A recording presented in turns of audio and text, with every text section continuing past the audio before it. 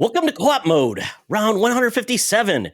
This is the official podcast of All About Video Games for Secret Friends Unite. And yes, Mark, I screwed that up. Don't worry.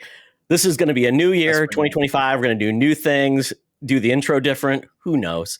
But I am so happy to be surrounded by lovely Canadians tonight, a Canadian and a man from the West Coast. We've got my Canadian, Mark Carabin, from the far lands of Atlantis, riding a sea serpent to make video game talk happen tonight. Yes, that is exactly right. I'm even wearing the most Canadian shirt that I own, which is the Log Driver's Waltz shirt.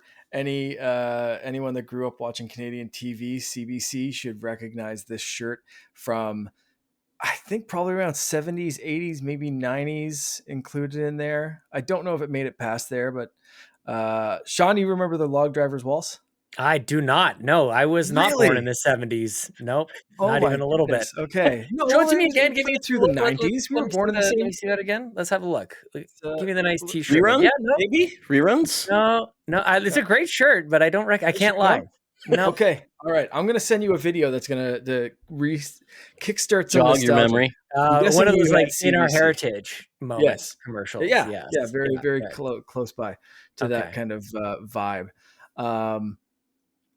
So yeah, anyway, aside from shirts that are referencing ancient broadcasts, I'm good. A deep Canadian cut. I love it. Yes. Joined by Sean Capri, the fleet manager of Carpool Gaming. Sean, it's been too long. Almost exactly a year. How you doing, bud? I'm here. I'm like it's a trip around the sun. And I just like show up like a comet every once in a while. I come back around. It's like, oh yeah, he's here. And then I'll fly away and just listen from a distance and check in on you guys. And then when I'm here, I will maybe start a little bit of a trend here, Mark. I don't know if this is disturbing to you or not. Okay. But last week, the show started off with some hot takes on Star Wars. And like, what if that just became a thing? That all your guests came on and gave you their hot takes on Star Wars? Because I think that would be great. That would be fantastic. I would love it. Yeah, I think Dan's on to something. Mine. I think Dan was on to something last week, man. JJ, good old JJ, he was just doing his best, trying to wrap things up. The last, number 8, terrible. Absolutely horrendous. My hot take, though, is maybe counter to last week, or last episode, I should say. Prequel's not as bad as you might remember. Give him another shot. Prequels, I've come around on the prequels. Prequels have some merit. Kids make you do that. Kids make you come around on the prequels. No, my son. Episode 8 made me do that. The kids had nothing to do with it. Episode 8 did that. There's a new rock bottom. Okay. Yeah, I like episode 2. Sure, I'll take this. How's that, Mark? How's that for a start? That's a good one. I wanna like clip that and just put it at the start of Holocron next week. There you go. That's clippable right there. Down. That's a good take. I'm down. I like 2025 is going to be the year of hot Star Wars hot takes on Holocron Chronicles. On the video game show. No. Unprompted to. Don't ever ask anybody. Don't ever ask them for their Star Wars hot takes. Just hope that they listen. It just comes carry out. On their tradition. I bring it out. Mm-hmm. Yeah, I like that. I like that plan. Well, Sean, man, so much has changed, but I tell you, man, Carpool Gaming, you guys are always changing things up, always mixing up your rosters. You got some really strong talent on there right now, doing some amazing things. You do Child's Play every year. Oh my God, you do a great job with that. All of your donations have been amazing. You guys meet up in Rome, New York every year. So I cannot wait to hear more about it this year. Yeah, we're still trucking along. I feel like Carpool is sort of like my outward expression of my adult ADHD. I can't keep things the same. We're always doing something a little bit different. We're going to mix things up. This year, last year, about this time, we went up to 12 hosts. We figured in 2025, let's do 24, just like Mario Kart. We're just going to go up to 24 racers. Makes sense. Yeah, what the hell? So this is me recruiting you guys. Get on board, man. Get on over to Carpool. Let's do this. And you know what? If you're going 24 and you're referencing Mario Kart already, Carpool Racing. That's it. I think you just need to start recording podcasts while you're drag racing each other in vehicles. So next time you're all in Rome, you need to all bring vehicles of some sort. and Or do actually have a go-karts. race. That's Throw right. You things can at do it people. live. Like those helicopter headsets, you know? Yes. That's how, yeah, it'll sound great. I mean, that's the origins of all the drives, all the Xbox drives and Nintendo. Like I did it while driving in my car to work. I had 30 minutes back when I thought I had no extra time at all. That was the only way I was going to do it. I recorded the shows in a car. I had my laptop in the passenger side, and I tethered the internet connection from my cell phone to my laptop, called Dave Moore on Skype. And that's how we did it, dude. Like, it was, Incredible. we made it work. It held it together with masking tape, not even duct tape, just like some Scotch tape, maybe. No, what's even more amazing is that Skype still exists and people can still use it today. I guess so. A couple more months, anyways. Yeah, we're there. Well, this is going to be a lot of fun. This is officially it's going to be our moment of reflection on 2024. We do it a little bit late because we both need a lot of time to catch up on the games we meant to play at the end of the year, so it gave us a little extra cushion. But this is the Couchies. This is the official 5th year of the Couchies, Mark. 5 years. Amazing. Wow. 5 And years. we always surprise ourselves that maybe we'll actually have a same game in our top 5. We never know. Not a chance. See what happens. Not a chance. Okay, Maybe here we chance. go. Okay. Maybe a chance. We'll have to go deep. We have to go deep. You may have to go deep. Confidence, right? Yeah. Did you maybe a play? chance. I'm looking at my list right now. I'm like, there's maybe a chance. Okay. Well, we will see how this goes. But before we get into it, we got to thank some very special people, Mark. And if you can tell us all about those people, that would be fantastic. Yes, that would be the amazing people over at patreon.com/secretfriendsunite, including our besties tier, Derek Trevelyan, aka the Figure Dude, Francie, the official hairstylist of Charlie Carden, the Xbox expansion pass, Luke Lore, of course, and Charlie's Uncle Tim, the Friends with Benefits tier, John Sador, Phoenix Sisters Entertainment, Brendan Myers, Corian HD, who Boss Rush, knocking some stuff out this insane level of work. I can't. 6 hours award show. 2 parts, too big for YouTube. Too big for YouTube. Holy crap. Go give them a watch and a listen. Matthew Keel, Kurt Krug, and Tanya Lee, as well as the incredible, amazing Secret Friends Super Squad consisting of Sean, Stella, and Henry Nias. You can join this amazing list of people over again at patreon.com/secretfriendsunite, where as little as $2 a month can get you exclusive shows, no ads, Discord benefits, all the rest of that stuff, early drops, all of that kind of fun stuff, and literally like being able to influence the shows and drop questions, all that kind of stuff earlier than anyone else can. And right, I just knocked something on my table. Right now, you can sign up for a free fun stuff. Mark breaks 7-day trial. I'm so excited. I'm just ready to break my table. 7-day free trial. And hopefully you'll stick around. But if you don't want to drop as little as $2 a month, we always appreciate people sharing the show, subscribing on YouTube, doing all that stuff that helps us grow and just helps us tell other people who are interested in geeky culture like video games, Star Wars, Star Trek, comic books, movies, all of that good stuff. Just sharing it, dropping a Discord link, inviting someone in who you think will click. All of that stuff counts, but we want to send an extra special thank you to the Secret Friends Super Squad over on patreon.com/secretfriendsunite. Very good. Next episode, we will have more news about a special giveaway from a very special Patreon. Very great friend of the show, Sean Nias, and we will give that giveaway out to all of our folks, and hopefully people really appreciate it because it's pretty cool. So with that, we get into breaking news. We normally don't do this. We normally do buy, rent, return, but I was just a little bit ahead. I almost broke my table in anticipation of the breaking news. I was just giving people a preview. And then if Sean was in a car, he would be braking right here. He's slamming on my brakes. Yeah. Breaking news at Carpool is BRAKE, breaking news. Right. Yes. Pulling the car brake, whatever. If it needs to happen. Or Limp Bizkit, give me something to break. Oh, good happens. one. Okay. There Yeah. we go. Well, Nice 26-year-old reference. Love that, Todd. I That's love it. awesome. Yeah, Fred Durst. That's great. He's all about the kids. Uh, with this, Grandkids. we get into something that was rumored. It finally happened. The Switch 2 was finally revealed. They finally leaked themselves. The best leak of all, Nintendo. At this Happens with point, we age. got a what was it? A 2-minute video? 2-minute video? 220? Yeah, something like that. Something like that. Yeah. And I got the name Switch wrong, 2 Todd. I'm mad. I'm glad I'm here to chat with you guys about this. I got the name wrong. You guys got the name right. It was Super Switch all along. They called it the Switch 2. Absolutely. It You wasn't guys were the Switch first 2 people I heard say to Super you. Switch. Yes. Absolutely. They went with it because nothing says a new console like adding a superlative in front of it.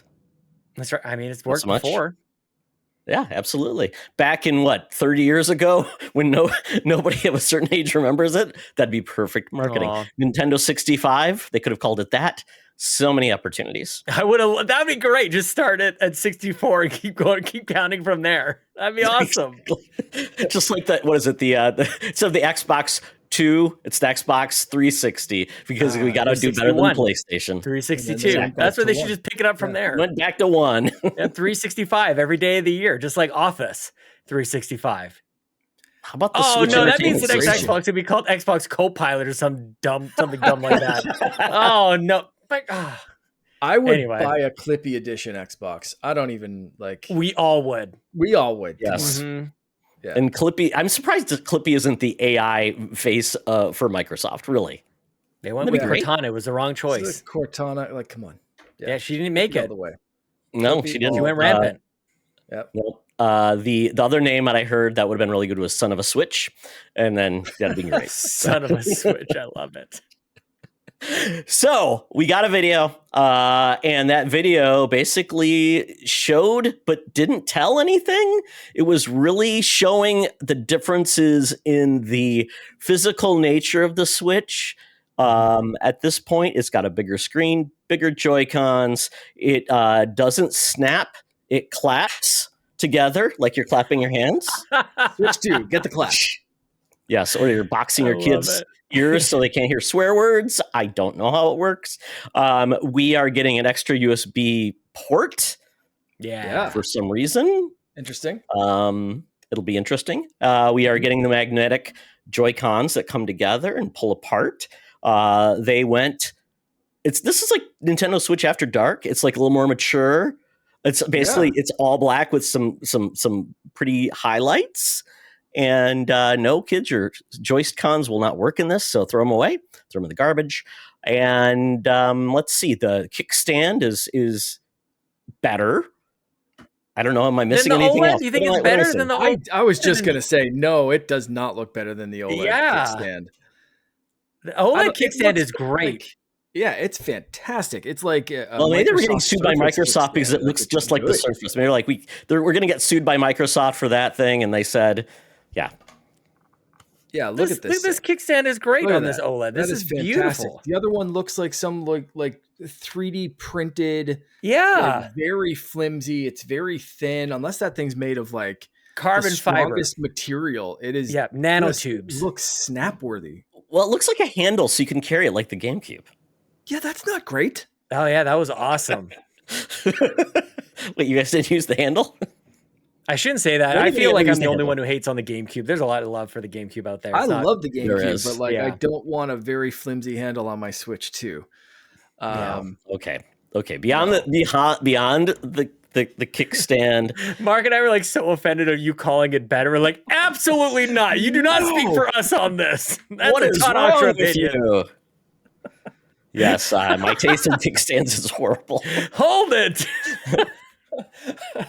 Stop the presses. We did not approve this So message. are we just stopping at the Absolutely kickstand? not.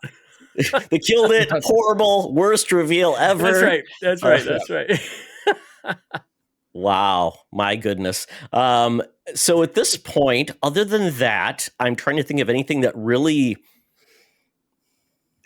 separates it apart. It's basically, they didn't give any tech specs, so we have no clue, what's going to cost. All those things. We'll get to that in a second.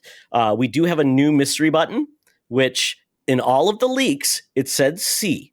Do you think Nintendo was petty enough to take out the letter from the reveal, and when it gets officially revealed, the C will go back on? Yeah. 100%. Yeah. I love it. We still don't know what that button could does. have ended that sentence at, do you think Nintendo is petty? And We're like, yes. Yes. Yeah. Mm-hmm. Yeah. Okay. 100%. Okay. We did get a dock. We didn't even see the back of the dock. So we don't even know like what's going on with that dock.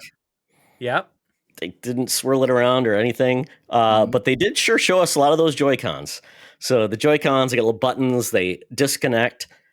And as I took pictures of it, there is an optical sensor on the bottom of the Switch. So Sean, if you got your Switch right there, hold up your Joy-Con and do a physical display. So right there between the little buttons, there is a mouse optical button, right? Or just like sensor right there. Yep.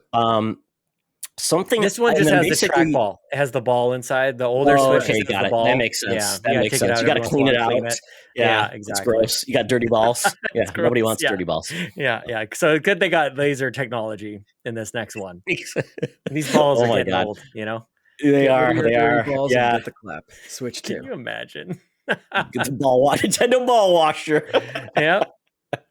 Or the alternative where you have like the ball on the outside and you kind of roll it around with your thumb. I don't remember what that was called. Ball? Yeah, the trackball. Yes, the trackball. Yeah. That'll be an alternative Joy-Con that we can buy. Of course, exactly. It'll be perfect for playing games like Centipede and Millipede. And Top Golf. Yeah, exactly. Just slam it. Yeah, and it flies away. Yes. But apparently it's inclined to actually be a mouse. So I don't know if has everybody then taken their Joy-Con off, held it sideways on the table, and felt like, how is this going to feel? Not yet. I don't think it's that bad. No, I don't think kind of like ergonomic. Terrible. It's like when you get like a mouse and you turn it on its side. It's like, my wrist doesn't break anymore. Yeah, exactly. They weren't being, even though they never outwardly said it, they weren't being subtle with that at all. Like the Joy-Con strap and them gliding across the table, even side by side, it looked like a little mouse with a tail and like two ears at one point. But like, look at how the Joy-Con, like they have the little, bumps at the top of the 100%. Joy-Con where and next to one another, they look like mouse ears. As the two Joy-Con are going at one point. So like they weren't subtle with that at all. We are getting, new Mario Paint and whatever else you need. Civilization's going to be sick on this. And you have to think Microsoft is showing up for launch. And a shot at PC handhelds maybe that have not figured this out. Well, Legion Go, you've seen the Legion Go, right, Sean? Yes. One of the Joy-Cons off that comes and you put it on a little thing. It has the optical sensor on the bottom. So it looks like a trigger. Yes. So it looks like a trigger. You do like this, and you're doing like this. So it's almost like doing the old Wiimote pointer. And then like the optical mouse is kind of it's crazy. Well, it's actually kind of that's crazy. It's too bad nobody cares about that device. And nobody uses it. Okay. So Nintendo will show us how to do it, and everybody will solve it. Yeah, everybody will do it. Yeah. So as of right now, that's the only thing we know. Now, somebody said they thought a cap goes on the bottom because they showed like an image. It almost looks like a cap goes on the bottom of the Joy-Con before it actually physically goes down to give it a little bit more surface area. Yeah, that was because right now, look at it, just like those two ledges. Yeah. So I'm guessing that's what will help. So yeah, because I guess that's where the tail would come from, is that strap. So yeah, same as Switch. Like they've got those little add-on attachment things. Give it a little more girth, You got the straps on. Exactly. Mm-hmm. Exactly. The strap. Got the strap on. I didn't say nothing. No. I appreciate it clean over here. It's still. Speaking of which, who still has all their Joy-Con straps? I got those. Oh yeah. Minus the one that broke literally last week. The little adjuster came off of it. Oh dang. With Finn was just being a little. He was like, "Look at this, up and down, up and down, up and down," and then the spring like shot across the room, and it was like, "Uh-oh." I was like, "Buddy, we have 17 of those. Don't worry about it." Yeah, it's fine. So we have our Switch revealed. Then all we get is one game. Now, I was doing a check when the Switch 1 was revealed. I believe they showed 4 games in that reveal, like that literally short 3-minute review. They showed Skyrim, a lot of Breath of the Wild, NBA. the new Mario, and then they showed Pikmin. No, they showed Splatoon, right? Showed Splatoon, and they had an NBA. Yeah. They had a basketball game. Oh, that's right, 2K. basketball as well. Yep. Yeah. So they showed 5 games. Half that was just to show it can play more modern games, and they were at a esport event. Yeah, that's that what was I a took away from Splatoon that. thing. Yeah, and a house party. Yeah. Of those games, Karen. We knew about everything other than Mario, though. I think, like, it wasn't revealed that it was Wild was revealed. Breath of the Wild was definitely Skyrim had been out Was it for E3? ages. But Skyrim was surprising that it was found on Switch. It was surprising. Yeah, it was a surprise reveal that it was going to be on a Nintendo system, but it was not like a new game announcement. It was just like, holy shit, this thing can run Skyrim. Wow, that's awesome. Yep. And it can run NBA, and it can, I guess that might be a new Splatoon game. So I guess Splatoon and Mario were like the big, like, whoa, is that a new game? Oh, wow. I wonder what the mechanics are going to be like.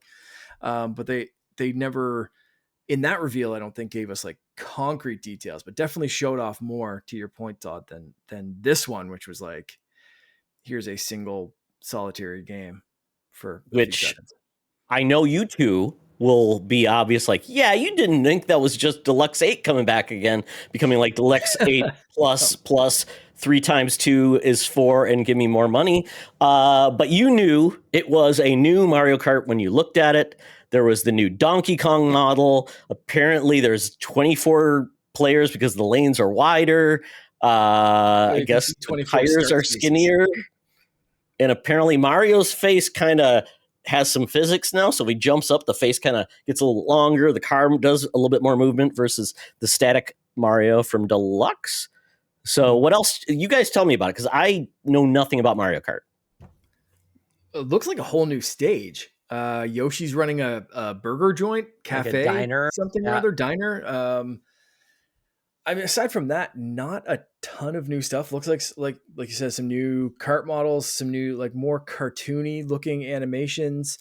Donkey Kong was the big standout reveal for me. As soon as I saw him, I was like, that's a new Donkey Kong model. I was screenshotting the hell out of it, sending it to my brother, being like, it's a new Mario Kart. Like, are they going with 9 or are they making it 10 because we have the mobile version? Like, that was the big kind of discussion, right? Like, but yeah, it's 100%. And then people pointed out that you can see the starting spaces, and there's 24 of those. So looks like it's going to be a big party. Which is cool. I feel super like imperceptive after the video came out and people started doing like their freeze frame and their investigation and everything. And it's like, it became much more obvious. Like, now it's well after the fact. It's like, yeah, this is definitely a brand new Mario Kart. And for the first little while, I was like, I don't know what I'm looking at. Like, a lot of the characters kind of look the same. And after the investigation kind of has happened on the internet, it's become clear. I didn't notice the 24 spaces. I didn't notice Donkey Kong. I was like, and there's so many tracks, where there are 96 tracks on Mario Kart 8 Deluxe now. It's like, is this one of those? Like, I was really like, this is just how slow I am, you guys. Like, I was watching it in real time and I'm like, I still don't really know, I guess. Like, because the video up until that point was kind of more the same. Like, it was not a whole lot of exposition going on. They're just kind of checking off a box.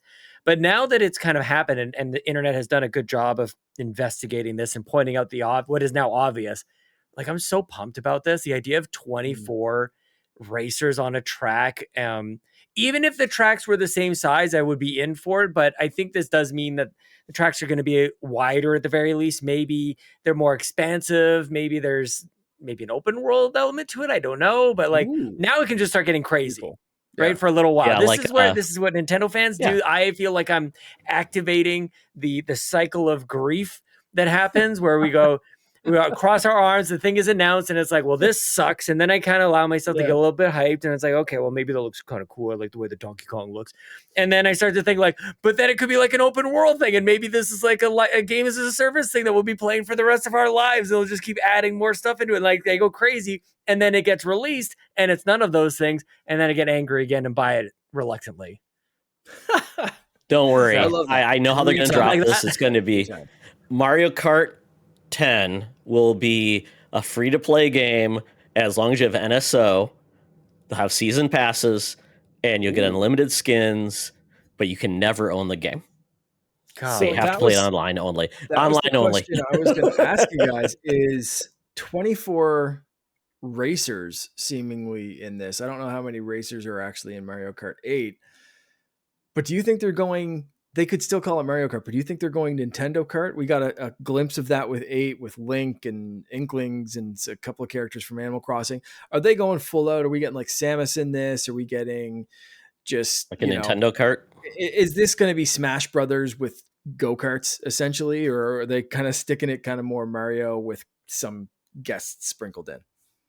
I think they get there. I think they have to, like, it has to be Mario Kart. It has to be like just quintessential Mario. It's the number one, title selling on Switch. We've been playing this game for everybody knows it.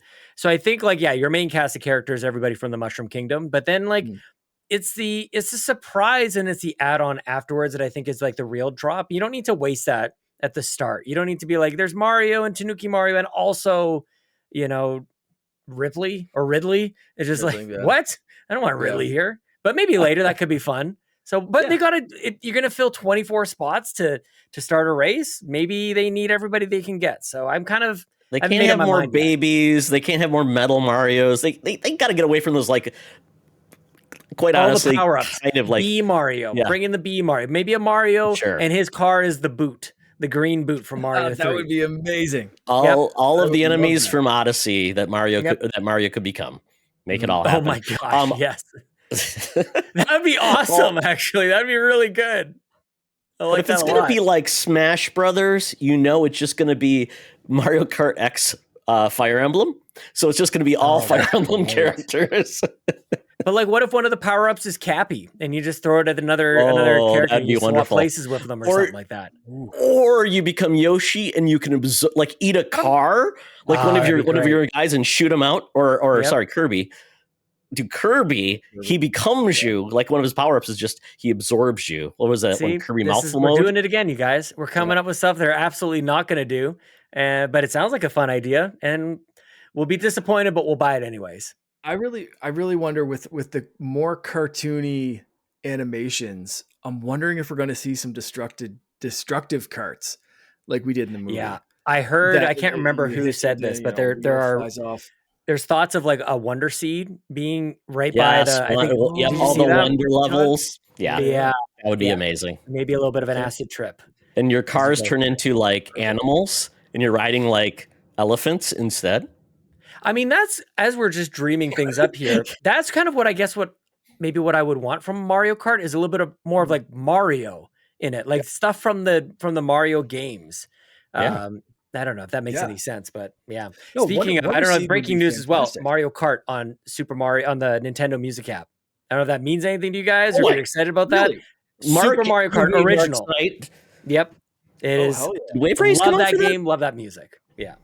Is Wave Race music is Wave Race is there? I listen to music. And the second was it the second GameCube game? Wind Waker came out on it. The Nintendo Music Wind Waker, literally, I was listening to on the way home from work. Was Wind Waker on there? And that's the thing. You'll have the Nintendo app on your car radio in Mario Kart. There we go. You like that? Oh, Super Mario Winner Kart. chooses the selection. Yeah, Super Mario Kart has great music, dude. Oh my goodness. Awesome. So the other rumor I heard, it may be open world like Burnout Paradise, where you can just start a race anywhere. It's kind of like a little more open world, or you can design your own tracks. Don't get me. Or maybe that's what the mouse does. Maybe the mouse allows you to design tracks. Oh, don't do it to me. That's too much. Oh, that's totally possible. That would be amazing. Mario Kart Maker. That's what it's going to be called. Mario Kart Maker. Totally. Yeah. I hate it. Oh, I'm going to be so sad when it's not real. Yeah. Yeah. Even like going back to the Wonder Seeds and that kind of, like, I mean, they already did that with a racing game back on the Wii with Excite Truck. Where essentially you could pick up a power up and it would, shift and morph the entire world. Throw like a coat of paint on that and you're already done. You've got the world morphing technology from 20 years ago. Like, just, it exists. We know Nintendo can do it. Like, that's such a brilliant way to just introduce really Excite Kart. wacky stuff There you go, Mark. into Mario Kart. Like, yeah, I love that idea. Guys, Excite Truck rules. I'd love to have Yeah. that brought back. That game was great. Oh, yeah. It was super Yeah. That was fun. awesome. Bring And it back. What was the sequel? Go. Excite Bots? I think it was Excite Bots. Yeah. I never saw that. Excite Trucks? Was it Excite Truck? No. Excite Truck. Plural. Yeah. Excite Trucks. Excite Truck. That was the Trucks. first. And then Excite the Truck second one, it was like trucks, but they 24. were shaped like animals. So like the frog animal cart kind of thing. Okay. Weird sequels. I believe you. They did some weird I stuff. really believe you, Mark. Yeah. So after that, we got a note that said Nintendo Switch will play all your, or Switch 2 will play all your Nintendo Switch and Switch games, physical and digital, excluding some. Yeah. We assume it's due to why the new Joy-Cons are probably not going to be able to work with like Ring Fit where it slides in, Labo. Maybe the IR sensor no longer exists because when you looked at all of the renderings in the video, there is something in the back of one Joy-Con, but it doesn't look like it's actually like transparent. So I don't know if that's still going to be in there because quite honestly, it didn't do much. Mark, you looked up all the games that used the IR sensor and it was kind of like the games that no one would know what it is. Yeah. But beyond that, carts work too. So is it going to be like, you guys think it's going to be like the 3DS where 3DS where there'll be like a notch or something that it can play? Yeah, like the new carts will not work in the old Switch. Yeah, they have to do something to differentiate it, or else you get those parents that are like, I bought this and it fits in the Switch and it won't play. Why isn't my game working? It's like, well, no, you bought the one that shouldn't fit physically in the slot. So they need something, and a notch is an easy way to do that because why make it physically a different size than, the notch is just such an easy solution. Yeah, they've already solved it. You can only tell by tasting the cart. The new cart tastes of ammonia. The old cart tasted of all dressed. Yeah, all dressed. Now we want your kids to eat the Switch carts so they can buy more. So that is, and then the last pieces we got that they said April 2nd, 2025. And I think some people thought from Europe, because they do the dates backwards, thought it was February 4th, 2025. So depending on how you see that. So they were confused. They thought it was a week later. But we are getting a event similar to what they did last time, where they had the Japanese event, which I don't know if this is going to be like that event, which was very weird. That was quite a bit, and they showed quite a lot, and they showed the price and told you when you could pre-order it. And that was 2 months later, I believe, after that initial reveal. And then the Switch was then revealed after that event to be launching March 3rd. On this, the only thing we know is after the April 2nd event is we will get live you can play the Nintendo Switch 2 at experiences across the world. They go from April all the way through May in parts of the world. Yeah. That's all we know. But they did that last time too. The first Switch was closer to 90 days. It was 86 days between that announcement trailer and the January 13th technical detail, launch date, price, breakdown, all that kind of shit. So 86 painstaking days for Sean and I to lose our mind on what the hell the Switch was. If you remember back that far. Sure do. So 86 days in this one, in between the Switch 2 announcement trailer that we just got on January 16th, there are 76 days between that and the next technical direct or whatever it's going to be on April 2nd. So very, very similar timescales between announcement and please stay tuned for more details. After the January 13th technical details for the Switch 1, it was 48 days until launch. They wasted no time getting that thing out for March 3rd, 2017. So if they follow a similar 50-ish days, the launch week will be May 19th to the 23rd. Usually you can count on like a Tuesday, maybe a Friday drop. So you're looking at like May 23rd for a potential release date, if and only if they're actually sticking to a similar kind of thing. And the reason I'm thinking that is because, one, those two trailer announcement dates and the detail dates are pretty darn close, but also Nintendo's playing it safe with this. They're not doing anything super Nintendo-y with this, and I think that's a good call. But they're not Wii Uing this. They're calling it Switch 2. It's a continuation. They started this trailer off with a Switch, and they just showed it's bigger, it's better, it's more mature, it's upgraded for the time. It looks a little less like a toy because electronics are becoming just in everything. Whereas, like, yeah, 8 years ago, it was kind of more toy Nintendo-ish, and you could get away with things like a 3DS and all plastic things. Now, if you release something in plastic, it better look like this, like a little plastic thing from Ambernick that costs $50. So I think they're playing it safe, and I think they're following probably a very similar playbook for the launch of this because they want it to be a success like Switch 1. So they're just, hey, what worked last time? This? Okay, let's do that. Mm-hmm. For better or for worse, we'll see how that plays out. But I think Nintendo as a company can be very traditional and stuck in their ways. And if they know that something, or they think that something works, they're going to just say, well, yeah, let's duplicate that maybe this time, instead of being the weirdest company ever with something like the Wii U. Man, it must get in their craw. They're like, man, we had to number our console like that dirty dog Sony, but it's been so long, no one will remember Sony did it. They won't even remember a PlayStation 2. But we'll see. So, gents, we got a couple questions that we can all answer, and then we'll get to a special segment where you guys get to ask your questions from a local expert, a diviner of the ethers from the Nintendo Elder Gods, to answer all your Switch questions, and that is Todd Stradamus. Before we do that, Eric from the Nerd Chat Discord says, first Xbox Studio game to launch on Switch 2 is Sea of Thieves. Oh, that is a good one. Oh, good snap. guess. I love good that. guess. Yeah, like something that already is kind of cross-platform. Yeah. Right. They've launched a bunch of stuff. Multiplayer, feels unique, very friendly. Cartoony. You can scale that down and you don't need to worry about it looking like shit. It's already been on a couple of generations. So if this thing can push Xbox One style graphics, then you're singing. You're done. File, save as, switch to. Wow. release. Yeah, like that's how that works. Yeah, for sure. Add in mouse control, keyboard and mouse controls.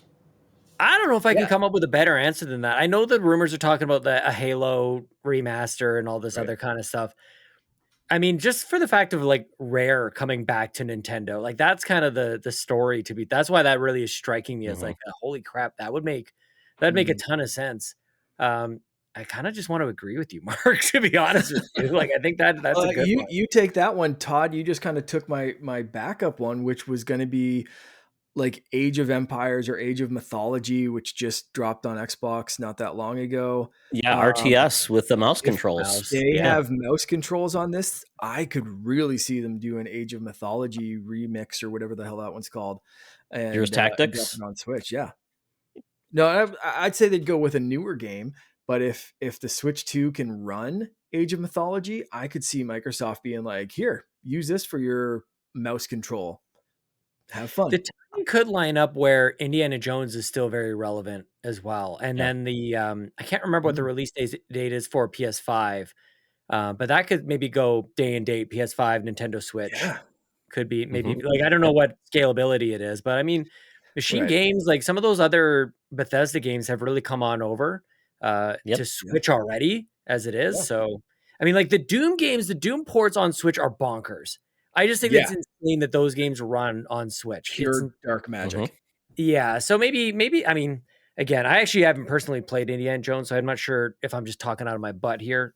But machine games, they're magicians over there. I feel like somehow, and again, I don't know anything about the Switch and its capabilities. So this a bit of a blind stab at what works. But again, that's why Sea of Thieves, it makes sense. I could absolutely see it. That would be great. I think Sea of Thieves works perfect, and maybe they make a deal with Rare and they do some Wind Waker themed stuff specifically for Nintendo, that would be pretty dope. That That'd would be pretty dope. great. But Nintendo really hates playing nicely with anyone. I'm just Well, thinking they like give Rocket Xbox. League and that Didn't kind of they? stuff. Don't they always take things from Xbox? Maybe it's time for something to give them something back because they got Conquer, or not Conquer, but Banjo in Smash. So maybe it's time for Nintendo to Wow. give a little back. I love that. I also Yeah. heard a rumor about Diablo 4 coming over to Switch too. Yeah, see, That could be great good. one with mouse control. Yeah, Yeah, because 100%. they had the special edition Switch that was Diablo. So Yeah. it's not I the only see game that. I could think that could be really cool with Nintendo, because I think it works really well on Nintendo, is Psychonauts 2. Oh yeah, that'd be Because it's a great. Yep. platformer, very fun.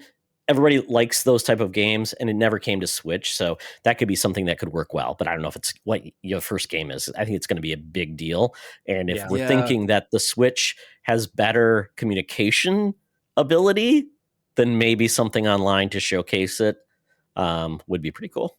I mean, there's apparently a deal in place to put Call of Duty games on the next Nintendo console. That was part of the deal to buy ABK. So I don't know if that's first, but what was the last Call of Duty on Nintendo? Was it on the Wii, or was there a Wii U World game? at War? Maybe Wii U. I'm not even sure. There was a Wii. I have the Wii U version back there. Okay. I can't remember which one it was. Okay. But I could absolutely see that being launched. Yeah. Oh, really? Which one? I can't remember. Well, probably World at War. Yeah. Or no, check. Ghost. It was probably Ghost, the game that nobody loved. Yeah, World at War is older than the Wii U. That's Black Ops that was 2. PlayStation 3. Look at that.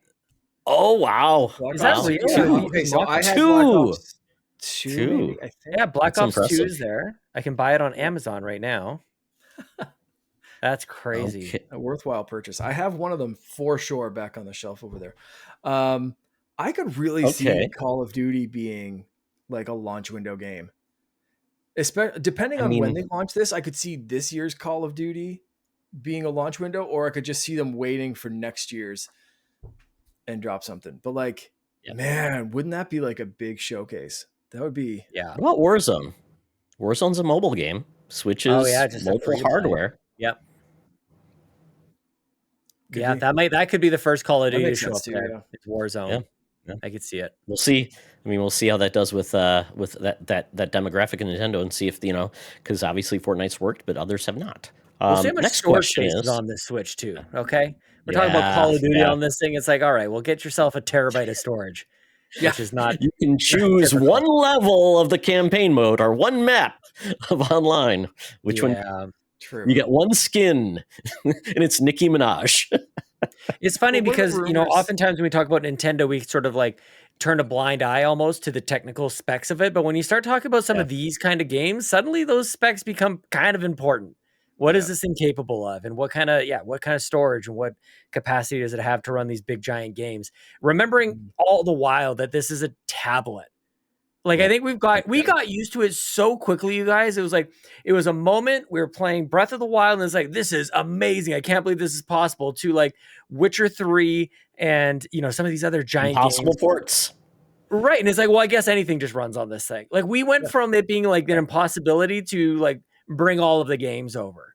Right. So maybe there's another moment like that to be had, that we can't believe, whatever, name your game, Call of Duty is here. And Link's Awakening still runs at like 2 frames a second. I mean, that's the journey of a Switch owner. You never know. You never know. So another question is, Bacon has a lot of X-Bacon Gaming, great guy we have on the show. He's a little bit more sly on this, but he says, next question after tariffs take hold in the U.S., price for a Switch after tax more or less than $5.99? $5.99? That like US? Yeah, that's more than a that's less than a PlayStation 5 Pro, but at the same price of that Xbox 2 terabyte. There's no shot. Yeah, no, it's coming out for $400. Yeah, $400. Okay, US. So okay, I can see if I get that. I can see $4.99. I'm not seeing $5.99. $4.99. I can see $4.99. I potentially see $350, and then them going up to $400 with the OLED or whatever the next iteration is. I could see them doing base model at $400 and maybe $450 for something that comes with extra storage. Oh, just like the Wii U, The Wii the U. Pro version. Ooh, Yeah. Exactly. Yes. The Pro. That what was it? Was the Pro the black and the white was like 8 gigs and Just Correct. 8 gigs. Yeah. Yeah. Yeah. I'm holding out hope that, because so much has been leaked and everybody feels like they know the entire story. I'm really holding out hope that there is a surprise to be had. And that, Me to too. me, that surprise is a second SKU. I want a bigger one. I want just or a smaller, maybe make it a light, launch with 2 for us. It Why looks not? big. Yeah. It does Well, look Like, big. when So it I don't know blew if off it's the gonna when get they original launched with Switch, you're 2, like, they did "Man, what? that's Just different that's a big colors. sucker." They did all black and then they had black with red and blue. Correct. You know what? Buy 2 and connect them with the top and bottom USB. Oh, that's your slots. multiplayer. Now it's just make a it LAN party. make it a Nintendo Switch 2 DS. That's what The we're gonna do. DS is Or coming DVD. back. It's your for GameCube virtual. cable. It's your GameCube. Or GBA to 64 GameCube DD. cable. Just stack these things. Yeah. Yeah. That's how you have your LAN party. Everybody's tethered 5 feet away from their USB cable. Goes Yeah. from all. It's like a daisy chain. That's Gotta right. love it. And that's the name of the game, Daisy Chain. Yeah. We just came up with their first weird. It's going to be half the show is going to be Daisy Chain. How do you That's right. multiplayer? This is how you multiplayer. Princess Daisy Chain. Princess Daisy Chain. Exactly. Princess Daisy Chain Chomp. Chain chomp. Yeah. Next question. Eric says, given the following, current high-end portable gaming device segment is dominated by Steam Deck. The Switch is on paper to be more powerful. The Steam Deck, which will have much more in-demand exclusives, and the benefit of also being sold at retail and also advertised. And if reports are true, a lot of the games on Steam will actually be able to be ported because of that Steam verification model. How much of a disruptor could the Switch 2 be in that segment? Meaning, I no longer want a Switch. I no longer want a Steam Deck. I no longer want a ROG Ally. I'll just get a Switch 2. Like a 2%. I think it's different crowds. That's it? I think it's different crowds. Look at the Steam Deck sales. Like, it's a small segment already compared to the Switch. Like, I don't think you're getting someone who's looking at their already existing Steam library and going, "Oh, I'm going to buy the Switch 2 because it can play this game." And then I see what you're saying. Steam Deck. It's Yeah. not going No, I to. agree. It's not going to disrupt Steam's. Like, that's a whole different segment. They might look similar. They might be similar style devices, but it's like, I genuinely don't think it's going to have a massive interruption on like Steam Deck sales, because Steam Deck are for Steam nerds. It's not a big segment of like the general population who's going out to buy like Mario Kart and whatever. Like, Yeah. if Steam you're Deck gonna buy a isn't Steam Deck, you're gonna buy a Steam Deck. Yeah. Whereas Nintendo, like the Switch that's the only one. The thing I was sort of like reacting to is like, could almost embarrass these handhelds a little bit to a certain degree, because like if it sells even close to or even half of what the Switch 1 has done, it'd be really interesting to see those numbers kind of stack side by side, where you go, Switch 2 has sold 50 million units. Like, it's just this massive ecosystem. And then like, I don't know what the numbers are on Switch, or on Steam Deck, but to your point, like, yeah, it's not going to be even. What I'm really what I'm going to be surprised to see and be very interested to look into is, because there's so many more, I assume there's going to be more Nintendo Switch 2s out there. The effort to optimize for that platform, I think, is going to be more worth the squeeze than what is currently being put into optimizing for the Steam Deck. And so, power is going to be a little bit different, but like, it is amazing what happens when you've got 20, 30, 50 million of these units. I think that's how you get Witcher 3. That's how you get Doom. That's how you get some of these crazy ports going, because how do you ignore that, that customer base that doesn't really exist in the Steam Deck? And so, a lot of people are coming into this going, Nintendo's got to enter into this marketplace that is now dominated by PC handhelds. I want to see numbers. Like, I don't know that any of us got some right here. Oh, you got it. Research See firm them. Omdia reported that the Steam Deck sold 1.62 million units in 2022. Report estimated the Steam Deck would pass 3 million units sold since launch sometime in 2023. And Valve stated in November of 23 that they sold multiple million units of Steam Deck. So we don't have 2024 data, but if that thing has crossed $7 million, I'll eat my shirt, or 7 million Units, sales, I'll eat my yeah. shirt. Like, you know what I mean? Like, So who it might cares? get to Wii U numbers after 5 years. Right, that's what I mean. Like we're Right. talking Yeah. Vita numbers, which is nothing to sneeze Yeah. at. And this No, isn't the it's only awesome. way to play My Steam brother games. has a Steam No. Deck, and it is fantastic. Yep. I love the Yes. thing. Yep. It's cool, but it's not the Switch. It's not the Switch 2. Nobody who's buying a Steam Deck gives two flying rats patooties about what the Switch 2 has. Like, it's not going to interrupt the segment. You might buy both. Yeah. You might pick and choose different things to play, but there's still going It's to be like some the what weird was it? The shit on Wii 60. Switch. It was the Wii 60. You wanted the Nintendo console, and you got the Right. three Yeah. the big boy games. Yeah, Maybe do that. Like, there's still going to be some weird, obscure stuff on Steam Deck that you're just never going to find on Switch. No. And the same thing for Switch. You're not going to find Mario Kart on a Steam Deck. So Yeah.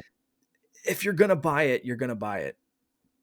I think it may deter people from getting a Steam Deck, because it'll be like, well, now Nintendo's got some actual big boy games now that run a lot better. I can play Call of Duty now on my Switch. I can play maybe Baldur's Gate 3, maybe these games where the only way you could do that really portably was by getting a Steam Deck. So I think this is going to be great for competition in that space. I think if games get optimized for Switch, guess what? They'll probably get optimized to burn better on the Steam Deck. So I think it's a good, agreed. Yes, a good happy medium, because there's certain things that will never come to Nintendo. So maybe you do that. Maybe you like a handheld environment better, and then it's an easier way to get into PC gaming and cheaper than it is to get build a beefy rig and do things like that. So I think it's a win-win. I think it will raise all boats. Is that what it's? Yeah, and maybe they can stop blaming. People can stop blaming the Series S for holding gaming back. That'll be the It'll be biggest based thing. on the Switch 2. It'll be the Switch 2 will now be the great. It's like we're going to program everything to the Switch 2. Hopefully your game looks better on the PS5 now. I don't know. It'll be the best thing that ever happened to Series S. Exactly. And when I say that, I am saying that assuming that is including the next generation of Steam Deck. I'm not because I don't think, when they release a new Steam Deck that is more powerful than a Switch 2. Again, I think the people that are going to buy it are the people that are going to buy it. Like, I don't see a massive overlap in those two segments, even though it's a similar looking device. Being in a lot of different Discords now and talking to different people, I have seen people that normally are not like they're anti-PC. Steam Deck has pushed them over the edge. And it's been like that 100%. Has been my gateway entry to PC because it's affordable. It's like you can get a Steam Deck for under like $400 now because they typically go on clearance to get those, and it can dock, be it PC, do whatever you want it to do. ROG Ally often goes on sale for under $500, and to me, it's people have wanted a handheld device, but they want something other than Nintendo sometimes. So I think it's a happy medium, and it will get better. Microsoft has already said they are going to do so much more to make handheld gaming for PC and devices better. So I think Xbox being behind that, I think it's going to be a lot more competition for Nintendo in the future. And that's a good thing. It makes everybody better. Might get Sony back in the game. Might make Nintendo be a little bit better on their practices for sharing games and do things like that, which quite honestly, Nintendo's been able to get away with making you buy a whole another Switch and a whole nother copy of Animal Crossing if you want an island, which quite honestly, you know what? I don't know how they got away with that, but man, they are great. The example that you just gave sounds more like people like me or people who want to get into PC gaming but don't want to build a gaming PC rather than someone that is considering buying either a Switch or a Steam Deck. Like I don't own a PC. If I'm going to get into PC gaming, it's most likely going to be through a Steam Deck. It's not going to affect my decision to buy a Switch 2, and my Switch 2 is not going to influence my decision to buy a Steam Deck. That's my entry to PC gaming because I have a Mac and an iPad, and I'm like, do I get a PC? I don't think I want a clunky PC. Screw it. Steam Deck's good enough. Let's go. I think very different product categories. And my entrance isn't like, oh, good, it's handheld gaming. My entrance is like, cool, cheap barrier to entry for PC gaming. Yeah. Switch ain't that. No, there's going to be people that don't care about Nintendo properties at all. And it's like, well, why would I get something that's underpowered, doesn't play the games I see advertised on TV, like EA games? And that's another thing where it's like, so I think there's a case for everybody, because if everybody had to play Nintendo, more than 13 million people would have bought the Wii U. So I think it becomes what works well. And I'm glad that handhelds are coming back, and it's not just Nintendo playing that space. I think it's a good thing, because who knew the Portal would be a well-selling device? Everybody laughed at the Portal, but apparently it's always out of stock and selling well. So who knows? So, gentlemen, now it's time for your questions to be answered on the Switch. These are your time to shine, and you're going to have to ask a man who knows all, sees all, but only can answer yes/no questions, and that is Todd Stradamus. So you have 5 questions. Wait, is that Todd Stradamus or Fred Durst? What is it? Red hat to the back? Because Inside Out, it's wickety wickety wickety whack. No, that's moving on. I got my reference. That's crisscross.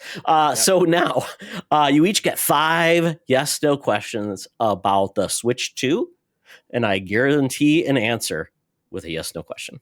Okay. Sean, start us off. Todd Stradamus, please tell us, enlighten us. Will the Switch 2 launch day and date with the new Mario Kart game?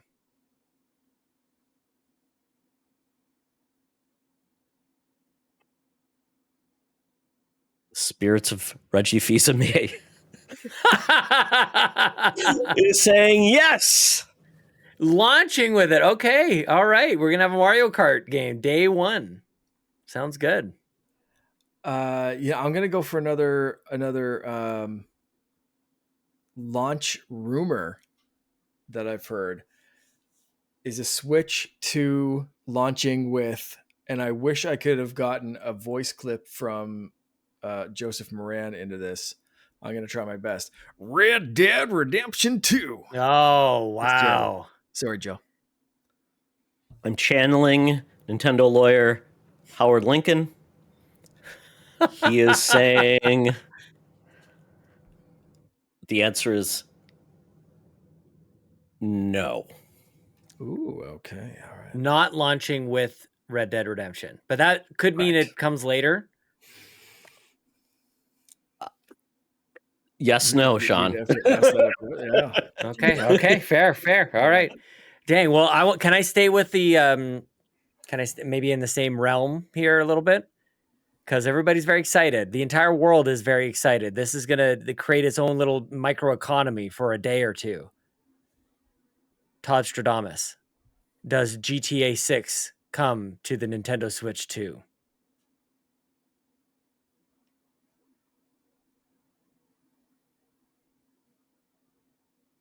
Yoshi says no. Okay. Yeah, they don't need them. Like, not at all. Okay. Wow. Never. That's interesting. amazing. Okay. Amazing. Okay. Will the Switch 2 have apps such as Disney Plus, Netflix, streaming apps and stuff that you would usually get on a tablet? Will the Switch 2 have streaming apps? You can toss music apps in there as well if you want to. Like the Nintendo Music app. Put that sucker on the Nintendo Switch too. Why is that not on a tablet? The Ring Fit Ring has told me yes. Wow. Okay, this is getting exciting. All right. Todd Stradamus, please tell me this. After decades and generations of having absolutely no functionality of the sort, will the Nintendo Switch 2 feature Nintendo voice chat? Can you voice chat with friends? The IGN podcast? No, that'd be great. That's just starting out. Yeah. I still have apps. It might have a podcast app. It might have a podcast app. That'd be amazing. That's the only podcast that's on it. That reminds me, I need to try and get Nintendo Drive on the Nintendo Switch. That's right. That's right. Yeah. Yep. So are you saying, so please restate your question? Okay. Will you be able to chat with friends on the Nintendo Switch 2? If Mark and I are friends on the Switch, we're friends right now. Right now, all we can do is see what each other are playing. And that's basically it. Tom Nook has said yes. Okay, Ooh, all right. okay. I Very like it. exciting. Well, I'm sure nobody will abuse that at all. It's going to go No, great. definitely not. Yep. It's all in similar, or it's all in animal talking. They'll take it away. You can't automatically translate that. Yeah. You're talking normally and it just comes through like.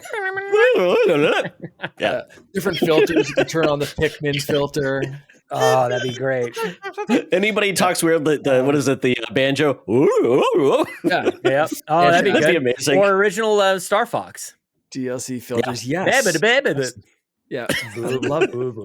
I It's kind of definitely need that to be a thing.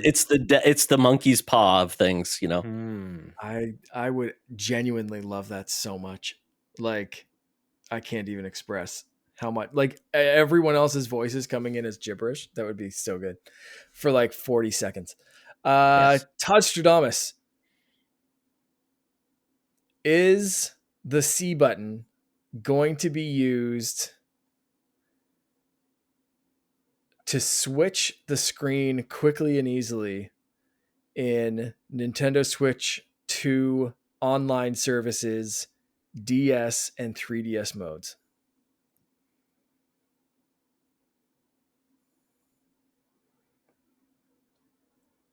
So you have one screen. for the Cammy, Switch 2. Cammy, the woman Press that from C the Nintendo Music event showcase from E3 is saying no. Ooh, okay. What's her name, Cammy? I don't know. I thought you were talking about Street Fighter for a second. No, it's the That's camera that Cammy from came Street Fighter on the SNES has said yes. Exactly. Yes, Yeah, exactly. Perfect.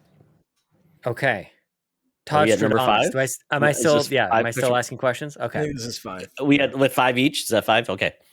Todd Stradamus. I have many Nintendo Switch docks sitting around my house right now.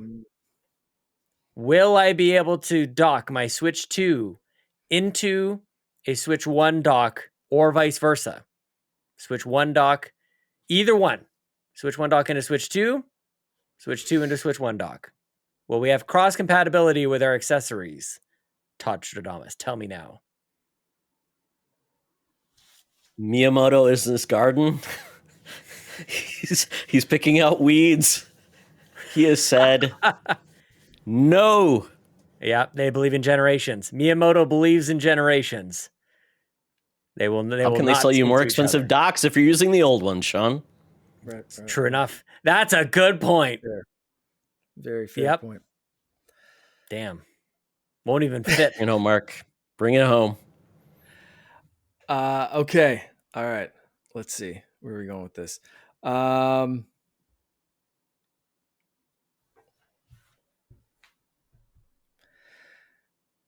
Stradamus, is the other USB port on top of the Switch 2 going to be used for external wireless accessories with a little dongle, such as a USB mouse? I'm seeing in the clouds the ghost of Ravi Drums working at a Subway, and he has said, "Yes, Mark." Ooh, all right. The real reason that's there, by the way, spirits have gone away. The spirits have gone away. Oh, the ghosts of Nintendo's have left. I have to turn my hat frontwards. Welcome back. Oh, Welcome back. I feel like a relief has left my body. There's not a lot of mystery, by the way, about the USB on top. Anybody who's ever played tabletop mode knows why. There must be a USB on the top. You got to be able to power that sucker on top. It's like the Dreamcast cable that went in the bottom for some reason. Why? Yeah, or like the Apple mouse. Yeah. I'm even playing handheld mode. Like, having that thing in your lap while it's charging and a cable kind of like coming down into your stomach or between your legs. Top makes way more sense than the bottom. It's only the dock that makes use of the bottom. Yeah. Makes a lot of sense. Or maybe it's just like, you like to switch your dock upside down. Do it your way. You get it free. It switches it up. Yeah. Like the top. Are you a top or a bottom? You did say it was an adult Switch. We got it's right. The Switch After Dark. Mature themes. Exactly. Yep. Okay. Now it's time for What You Been Gaming. So, Sean, quick question though first. Last year when you came and saw us, you said you are not buying any games. You are just playing games that are given to you or in subscription services. Did you succeed? I really did. Now, but people are going to be mad about this because I had a lot of loopholes that allowed me to do this. That's right. We called it the loophole. Yeah. Many loopholes. Yes, you could have a whole scroll just like fall down the floor down three sets of stairs of all the ways I could get around this rule. But what I am able to tell you is that I did not spend a single dime on video games last year. Did I get gift cards and use that? There you go. But you didn't purchase gift cards. Yes, I did not purchase the gift cards. I think maybe the closest I got was that I traded in a Nintendo Switch game for, and I used it to buy Steam dollars on my like a gift card. Okay. So I went to EB Games or GameStop or whatever, and I got $30 for a game on Switch. I think it was called Colors Live. I don't know if nobody's ever heard of it. Yeah, wasn't playing it. Got $30 for it. Put it onto Steam. And then actually, for the most part, I think I used that to gift games to other people, to be honest with you. Okay. But yeah, I went the whole year. Again, we get a lot of, we're very fortunate. We get some codes from like Ubisoft and others. Got to review Hellblade 2 last year from Xbox, which was really good. And then, yeah, I was gifted a few games throughout the year. It was a bit of a journey. But yeah, I am now able to purchase games in 2025. In fact, on January 1st, I purchased my first game in 365 days. And that game was Warcraft 2 remastered, folks. Of course. That's what you didn't already own that game. Yeah, not twice. Out? Not 10 times over. Yeah, okay. Yeah, well, it's remastered. Like it was actually the remaster is pretty new. So yeah. One of my favorite games of all time. You can buy it again on the Nintendo Switch 2 with mouse support. Oh, yeah. Why isn't it in Game Pass though? Like, can we talk? I mean, nobody cares about Warcraft 2 is what I've come to learn, but that's sucker should be in Game Pass, and it isn't. It's kind of gone under the radar that like technically Microsoft has released a game brand new that didn't go into Game Pass. It didn't go into PC Game Pass at all. No. So this is really my first chance to bitch about that. So there you go. Yeah, you got to get that BattleNet integration with Game Pass. Come on, dude. Yeah, it's not there. Yeah, and Mark is having this realization right now. He's like, "Oh, son of a bitch! We all missed it. None of us got mad about it. We got screwed. We got screwed. Mm-hmm. Yeah, nobody cares. Zug zug. Like it's just kind of yes, like my lord. Like... None of those sounds will be coming out of your Switch anytime soon. I love that. Used to do that. Yep. Okay, Sean. Switch been gaming. Well, I'll get to this maybe in the Couchies, but there's a reason I'm playing PC a little bit more these days, which is very exciting for me. And again, first week of January, I kind of did this thing. I went through all the games that I own or have access to, which is many. Probably, I think I started with a list of like 90 games, you guys, of games that I actually have. Wait. What are you using? Are you using GOG, like GOG Galaxy, which is great for tracking everything you own everywhere? Good Steam, question. That would make sense. Amazon, yeah, PlayStation, Xbox. No? No. I'm using what's called Google Sheets. No. I am making the list on my own. Yeah, I made a list. I went through my Nintendo, my Switch libraries, my PC libraries, my Xbox, my PS5, all the stuff, and I just kind of like gathered it all up. This is kind of what started it last year. I'm like, why do I need to buy any games? I don't need to. I've got all these games I've purchased and collected over the years, and especially this time last year, I was looking down the release schedule. I'm like, there's not really a whole lot. Maybe I can pull this off. This year looks pretty good. This year already, I'm pretty excited about. But I still have my co-host on the Xbox Drive, Bowser, has said I need another game like I need another hole in the head, and so that pops up in my head like anytime I get tempted and fall back into my old ways of just collecting games for the sake of it. I don't really need more games, so I've still got Sean. Pretty enormous backlog. Yeah, I can save my money. Put my kids through college or something like that. Probably be responsible about it. Yeah. The good news is I got us out of debt. We have no consumer debt anymore. So it's kind of like part of like an overall. That is amazing. A joke about it, like make the content about it, but it was part of an overall kind of. Family. And you have universal health care, so that's a bonus right there. Totally. I just go to see the doctor and say, "Hey," and he's like, "Hey, how are you?" I'm Like, I'm feeling great. He's like, why are you Yeah. here? I'll see you later. That's it. That's what Yeah. we do in Canada. Can you remove something? You don't have anything to remove. Just remove my toe. Oh, just do it. God. Oh, no. I just asked him to. Medically assisted high five. Just all right. Thanks, Yeah. Doc. See you next time. I just A go for hug. the where he tells me Make to me laugh. turn to the side and cough Yeah. for free. He said Gotta laughter go is to the the best mall for medicine. that. Make me. Yeah. Oh, jeez. Exactly.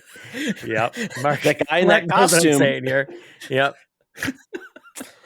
So what you been playing, Sean? Oh, right. That's what you asked me. What have I been playing? I just rolled credits on one of my favorite games of all time, Half-Life 2, which I haven't played since it was on the orange box on the 360, actually. Big Oh, fan that's the first of... way you played it? Okay.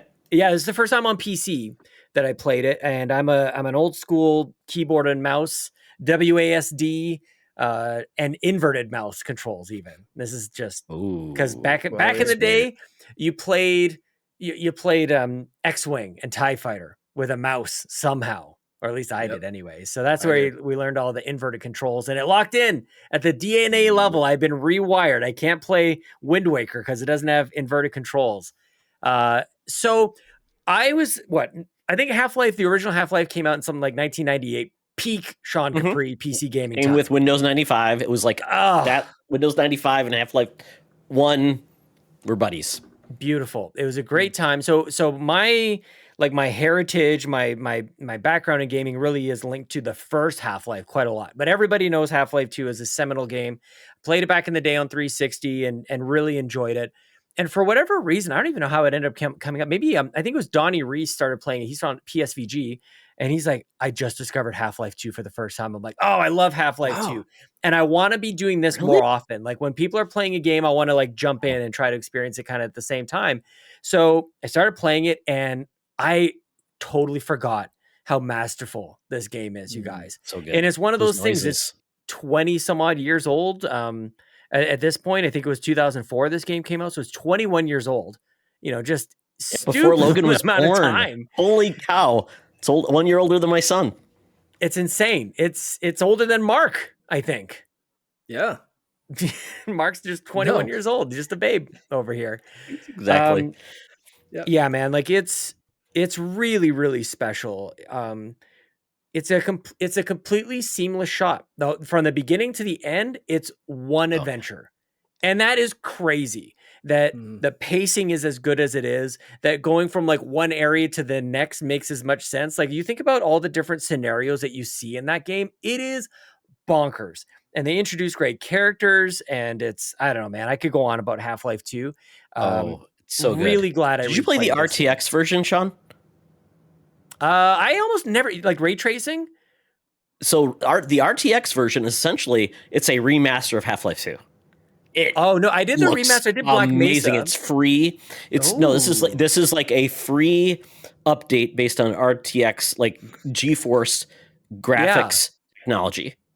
And it looks amazing. It's possible. I did play, like, there was some sort of anniversary update or something, and maybe that's what I was. I'm not even. It was just on Steam that I had it before, and that's maybe part of it. Maybe there's some updates that enhanced in a way that I don't. I wasn't looking at the original versus this one, but the way that you as the player initiate conversations and actions happening in the world around you, just remarkable, man. It reminds me of BioShock in a way, like the way that the whole world kind of like interacts with you as a silent protagonist. I just have people need to go study that and relearn how much better games were back then, maybe in a certain way. Like this was really good.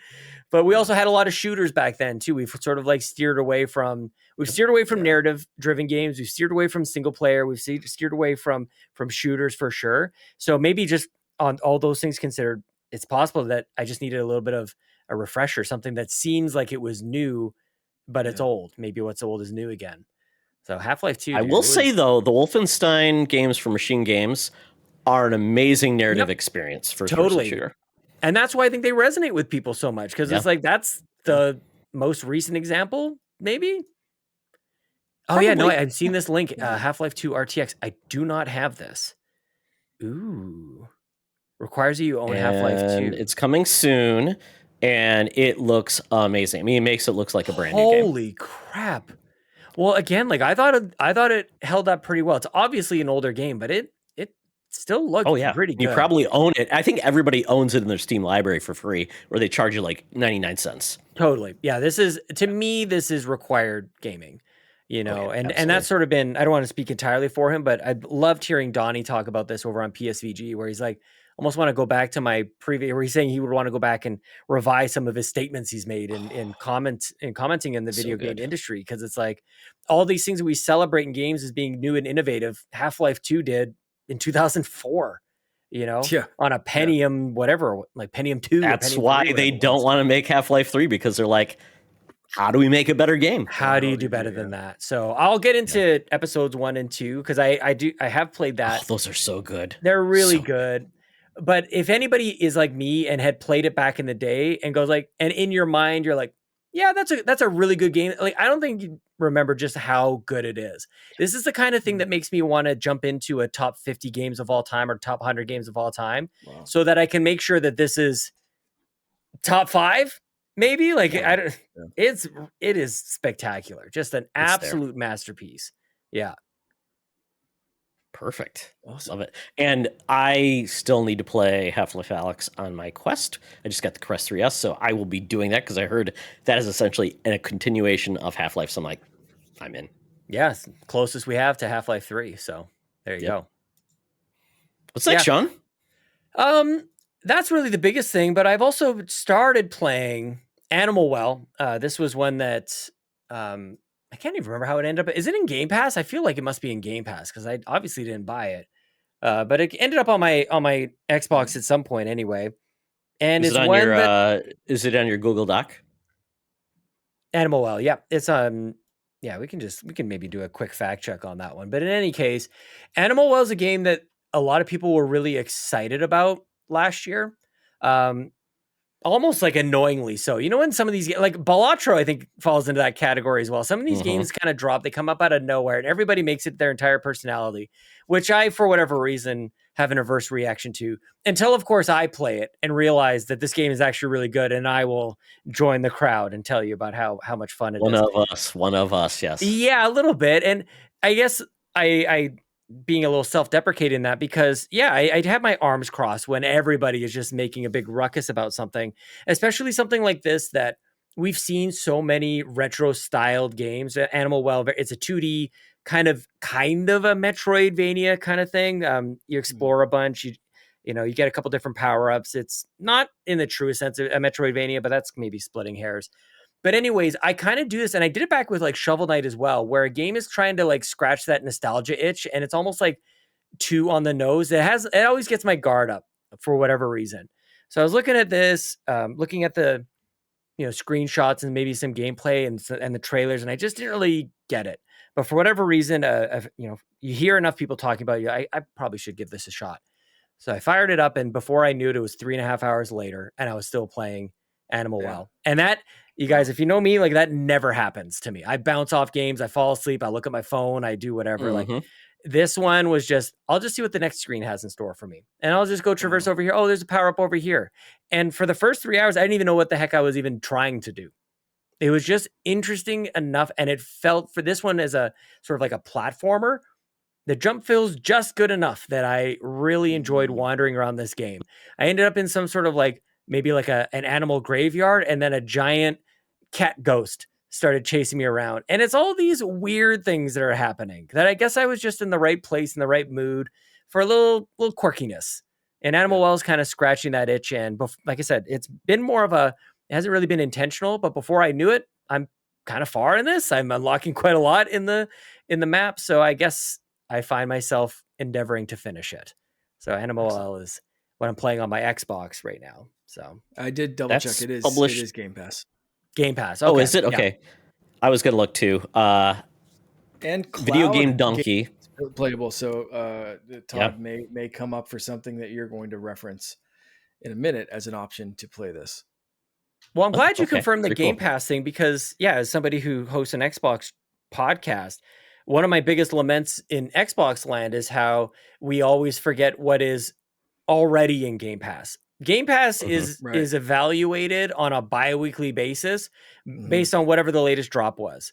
But it's like you go on there and there's 300 games and there's a lot of really great games. I bet you guys didn't remember that Resident Evil 2 remake is on there because I sure as hell didn't.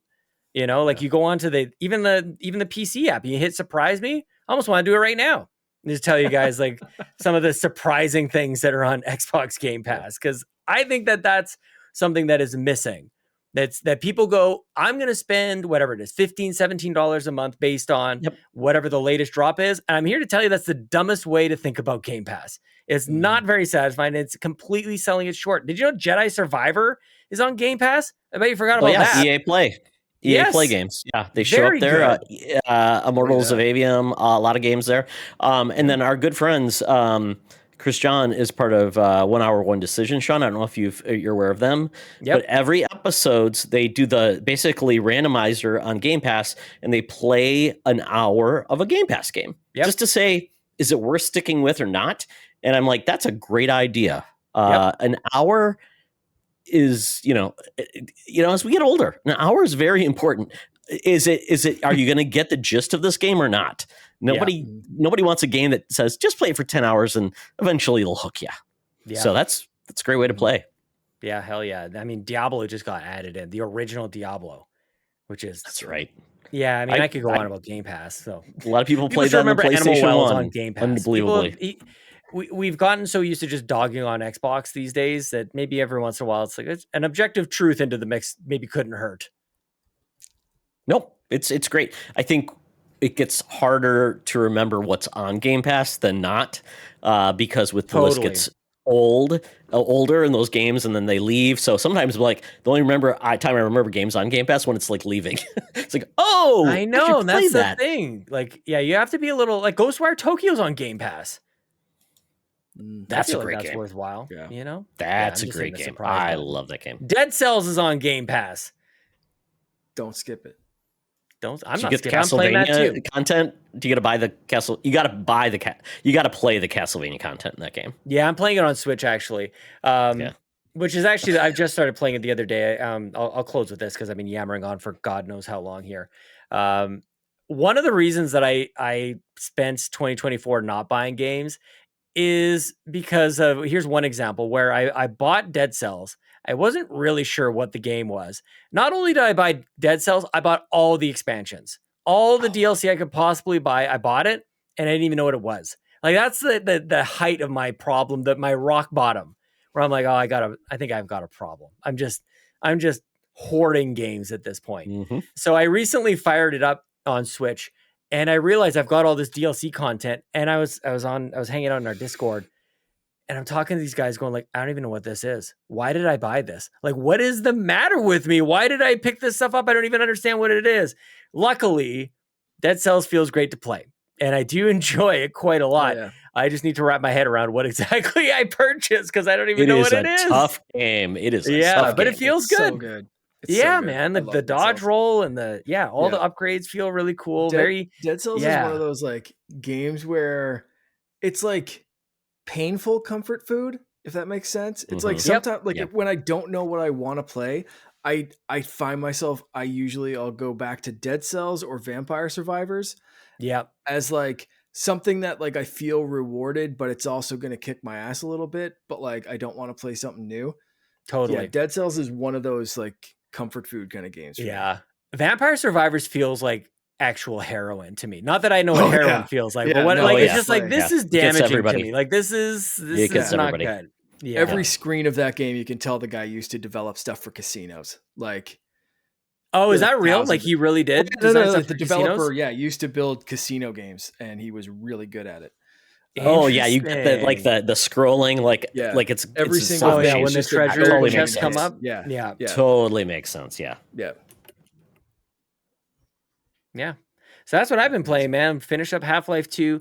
I'm gonna be finishing Animal Well and just started with Dead Cells. I'm introducing a new concept. We'll see if you guys like this or not. But I've got a well-defined backlog. So whenever I'm choosing something out of the backlog and selecting what I'm going to be playing next, that goes into my front log. I'm not sure how you feel about that, Mark, but I got a well-defined front log. Yeah. Very front log. I like that. Your front log is always impressive. Thank you. Yeah. Yes, I can't. I Stop just call it talking a about my front library, lawn. Sean. Call it a library. You don't have to finish all the books in your library. They are there for your enjoyment. Yeah, that's one way of looking at it. Enjoy your Feel like front, it's enjoy taunting your you. front log as much. No, as Why did you buy me?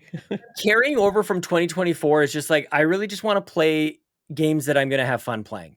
And so Yeah, far, I think absolutely. I've rolled credits on 4 games. I've rolled credits on Gears of Wow. War Ultimate Edition, which is excellent still. Ooh, yeah. I rolled credits on Gris, which is Oh, that's excellent. a It's the great game game. from Ooh, the studio that so made good. Neva recently, also very, very good. Mhm. Rolled credits on Donkey Kong Land. Like I'm having a blast. And then Awesome. Half-Life 2, I'm having an absolute blast playing games this year, you guys. Perfect. So Gotta good. love it. Yeah. Ready to go, All right, Todd? Mark. I have not been playing a lot of new stuff. I've been playing stuff to get ready for today. And then I've been playing stuff that my 4-year-old demands that I play. So Sure. the first one, the stuff that I play for me has been Fortnite because they added Godzilla and King Kong. And holy crap, I love when they Can do you play weird as stuff like that. Godzilla and King Kong? Because it's a Yes. a big body target. So there's a couple of different Is ways. it little So Godzilla? the first one is Little Godzilla. If you check my Instagram, I just got 2 back-to-back What? victory royales as Godzilla, one of which I was wearing shark slippers that Brendan Myers gifted me for Christmas. So they gave me some superpower to finish this second You victory can gift royale. things in Fortnite? Oh God, yeah. I sent Oh, him a Todd. pair of You're so cute. what did I send them? Elf shoes or something like that. Anyway, yes. So I have Godzilla, King Kong, and Mecha Godzilla. Just unlocked Godzilla today, which was fantastic. I was very happy with that. Yesterday, something like. Anyway, so that you can play it, and he's normal Fortnite size, a little chunky boy, but normal Fortnite size character running around with guns. The next option is Godzilla actually drops on the map, full size Godzilla, stomps around, laser breath, all that kind of stuff.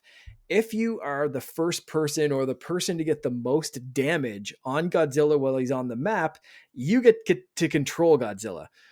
Oh God. Which I haven't That's done amazing. yet, but it looks so much fun. And I was shooting Godzilla with like some guns and stuff, trying to get control of Godzilla, and I just missed it by a little bit.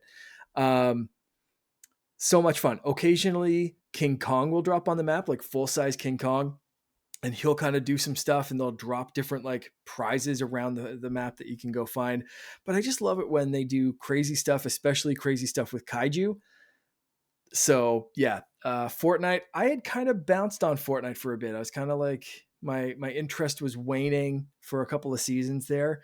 You throw Godzilla into something, I'm in. I'm back in. So there we go. You're Godzilla, man. He's in Dave the Diver. He's all over the place. Right.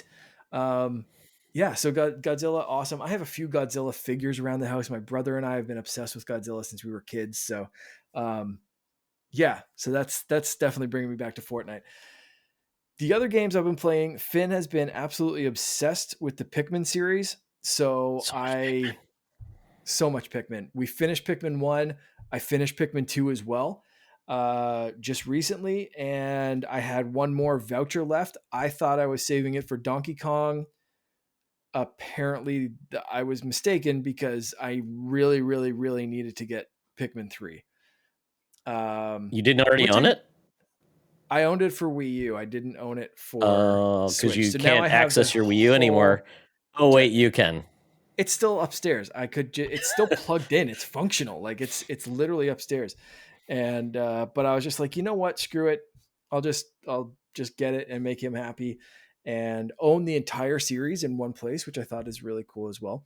So we're probably about 3/4, maybe halfway through Pikmin 3 at this point. It's been great. That game is so good. I forgot how good Pikmin 3 was. It is an incredible entry in the franchise. And having just recently played Pikmin 4 again, I don't know, there's something about Pikmin 3 that just is so good. Being able to send the 3 pilots in different locations, The way that they handle the onion and the Pikmin and everything in this game is so friggin' good. I kind of regret it waiting this long to get it back on Switch. So I'm very, very happy that I have the whole collection. The last game I've been playing more of, Wait. I said I would last time. How they handle the onion? I don't know what that means. Pikmin. Okay, if you've never played a Pikmin game before, yes, that sentence sounded insane. I mean, there's a ship that they come down. Is it called the Onion? That's the ship that okay. You nailed it! Holy cow! Yeah, that was amazing. Fantastic, great guess. The ship that the Pikmin live in is the Onion. The ship that the human characters live in, there's several different ships, but the Pikmin reside in an onion.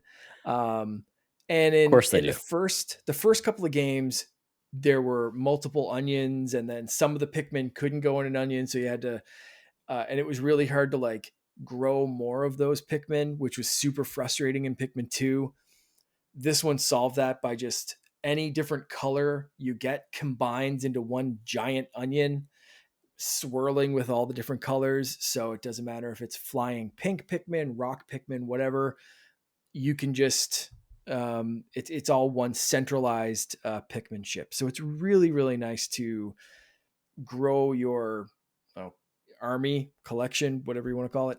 So they're really, really well thought out and paced game and fun little mystery kind of thing. And it's genuinely funny at times too, which is great. So yeah, Pikmin 3. Again, yes, I was revisiting, trying to play more of Indiana Jones specifically for this conversation. I felt last time that we talked, I hadn't played quite enough of it to say this is on my game of the year list. I kind of had an inclination, but I wanted to get more time with it. Happy to say that I did, and we'll discuss that in a bit. So I'll stop talking now. Nice. What have you been playing? Oh, tease. Well, I am playing more Indiana Jones. I've been really clued in on that game.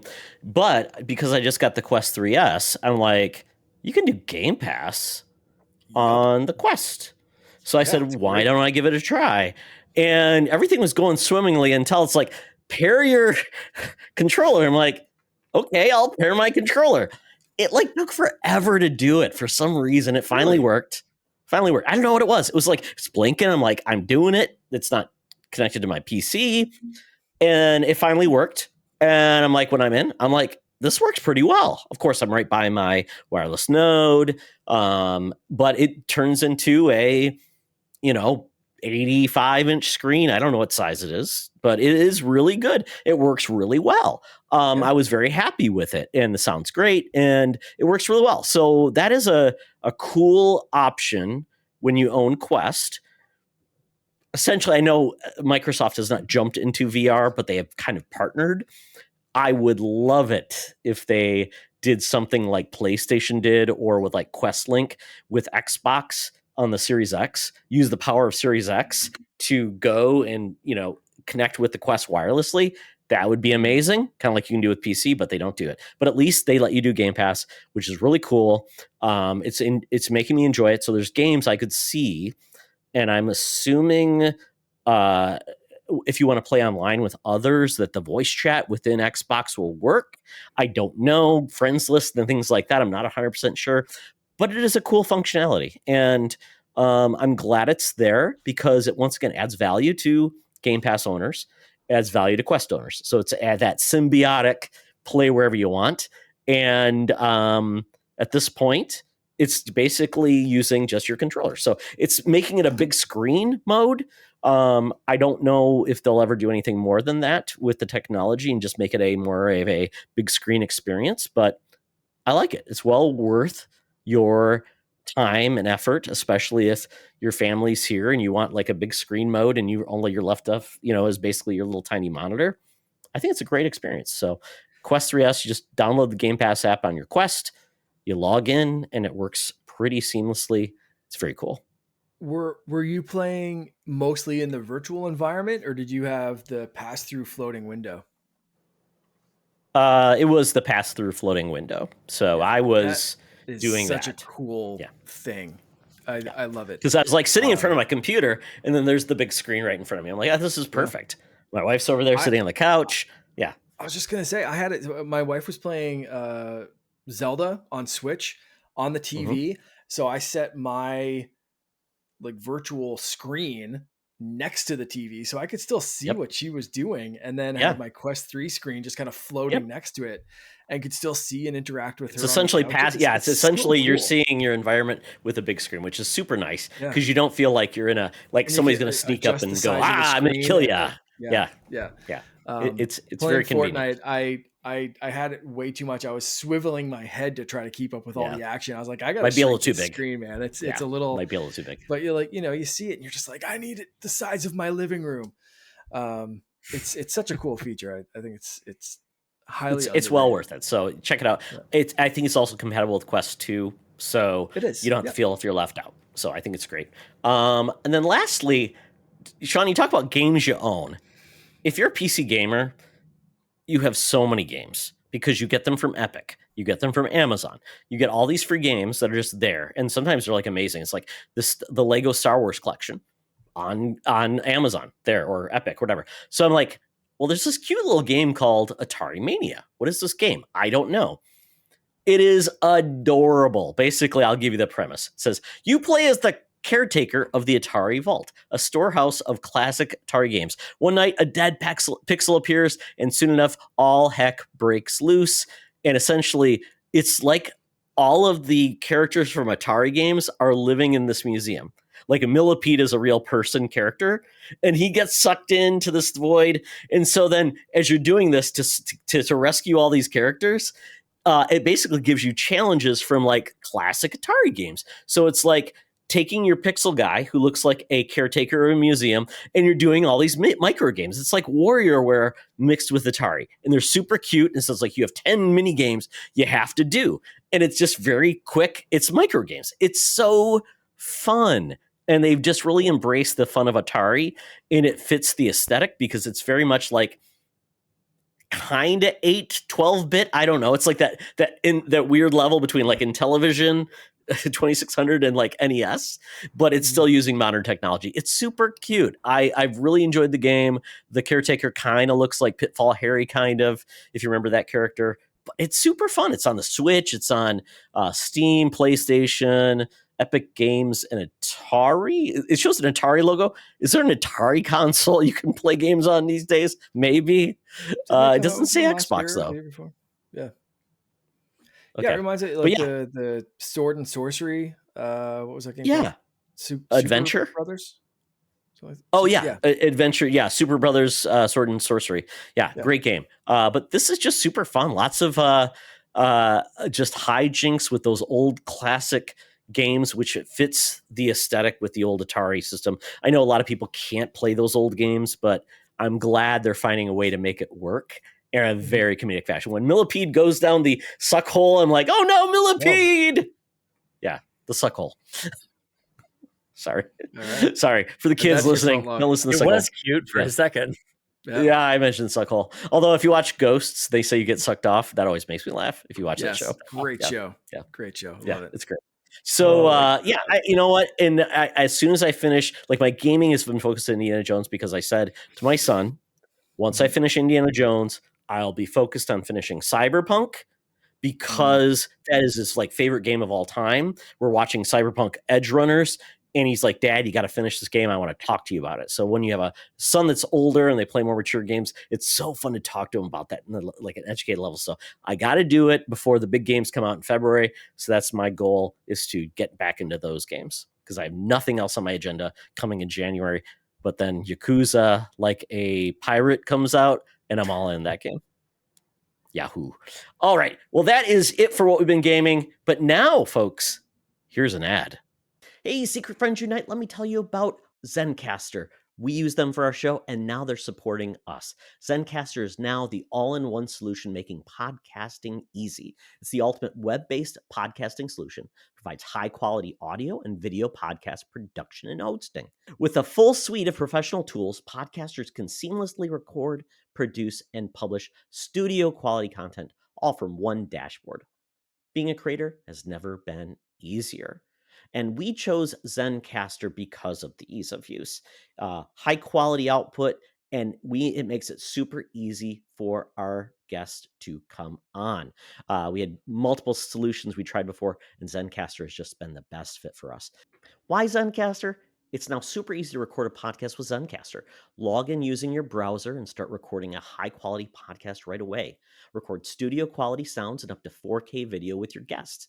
Feel a sense of zen knowing Zencastr's multi-layered backups ensure you always have your recordings in the highest quality, even if the connection is unstable. Have you ever worried what you sound like? Zencastr's post-production process makes you sound buttery smooth. It automatically removes those ums and ahs in your recording. It removes those awkward pauses in conversation too. Set the right podcast loudness and levels while reducing background noise with the click of a button. So if you're interested in making an easy, high-quality podcast just with the click of a browser button, go to Zencastr.com/pricing and use my code SFU1. You'll get 30% off your first month of any Zencastr paid plan. I want you to have the same easy experiences I do for all my podcasting and content needs. It's time to share your story. Now back to the show. And we're back. It's now time to talk about the Couchy Awards for 2024. This is the best, the worst, the surprising, the pain, the suffering, the honorable mentions of the world of games. And we will crown a winner of our Couchy winner for best game of the year. But before we do that, we have to confront Sean Capri, who made predictions last year about what would happen in 2024. We already reviewed our picks, but now we're going to have Sean face the prediction music. So Sean, on Xbox, you predicted Guitar Hero something. Very specific. And I would do it again. In fact, I did on the Xbox Drive. It was for Rock Band. Yep, I think it's coming back, man. Don't give up faith. Some of these things just take a little while to cook, so it's coming, man. Don't worry about it. It's coming. On Nintendo, they're coming out with the guitars. Guitars and peripherals, and someone's got to compete. It's coming back. These are I predicted the wrong year. Overall, I just want to because I see on the doc here. These are the wrong year. These are 2025. This is what we meant to say. I predicted 2025. Okay. I did at the beginning of last year, but That's I meant true. We got opinion down for years next time. Exactly. Yes. Yeah. 20-something. Yes. You said on Nintendo, Metroid Prime 2 remake this year. Of course, you'd think that would happen. Yes. It's happening. On PlayStation, you said Uncharted new game. So I don't know if you meant like there'll be an Uncharted new game, like they're uncharting new unknown territory, and there'll be a new game on PlayStation. Don't know. And that was remember at that time there was some sort of commercial, some sort of spot from PlayStation that had a woman in a scenario that looked very Uncharted-like, and there's reasons to believe that there would be a connection there. So thought it was imminent. And again, for 2025. I wasn't predicting 2025, obviously. Of course. All right. Yeah, so should I just change these to 2025 predictions for this year? Honestly, I think it works, man. I think Perfect. a lot of I'll make a note. I'll make a note. And then lastly, Alan Wake 2 on Game Pass. Good prediction. I wish it happened because I want more people to play that game. Give it time. Just give it time, man. It'll come on Game Pass. Did Cyberpunk ever come to Game Pass, Sean? I don't want to talk about Cyberpunk on Game Pass. That ship has sailed. I lost my $50. That was a great bet with Joe. Well. Okay, we took care of that old business. We get to the business of talking about 2024. So the biggest news story of the year. We each can pick one. So Sean, what was your biggest news story of the year for 2024? Yeah, man, it's funny to look back on the last year because a lot has happened. I think the one that I'll point out is one that will reverberate for many, many years. And I think we will look back to 2024 for this really happening, that Xbox games went multi-platform. And it's been the slowest Band-Aid to ever been ripped off ever. But yeah, I mean, did Hi-Fi Rush ever go multi-platform? But they started with this, there was 4 games I was trying to remember that Xbox went. I think Hi-Fi Rush is on PlayStation, but not on Switch. You're correct. So I don't know, man. This is one of those. That'd be another so far, Switch exactly. So far, yeah. Yeah, so probably for certainly Switch 2. There's going to be stuff on Switch too, and it's all going to have started in 2024. So yeah, lots of stuff that happened last year. To me, when 5 years down the road, we're going to look back to remember in 2024 when all of Yeah. a sudden these games started showing up everywhere else. I think that's probably bigger than a lot of things that we could run down. But to me, that's the one that really stood out. I mean, Xbox is probably the biggest third-party publisher on PlayStation right now. Totally, yeah. Kinda crazy. Grounded, and Hi-Fi Rush were the four that jumped over, and I think that's just like it's just the start. And oddly enough, it kind of reminds me of when Game Pass first. I remember when Game Pass first came out, but then Game Pass really came to prominence when they started launching games day and date into Game Pass, and it was Crackdown 3, Sea of Thieves, and the zombie game. The second one. State of Decay 2.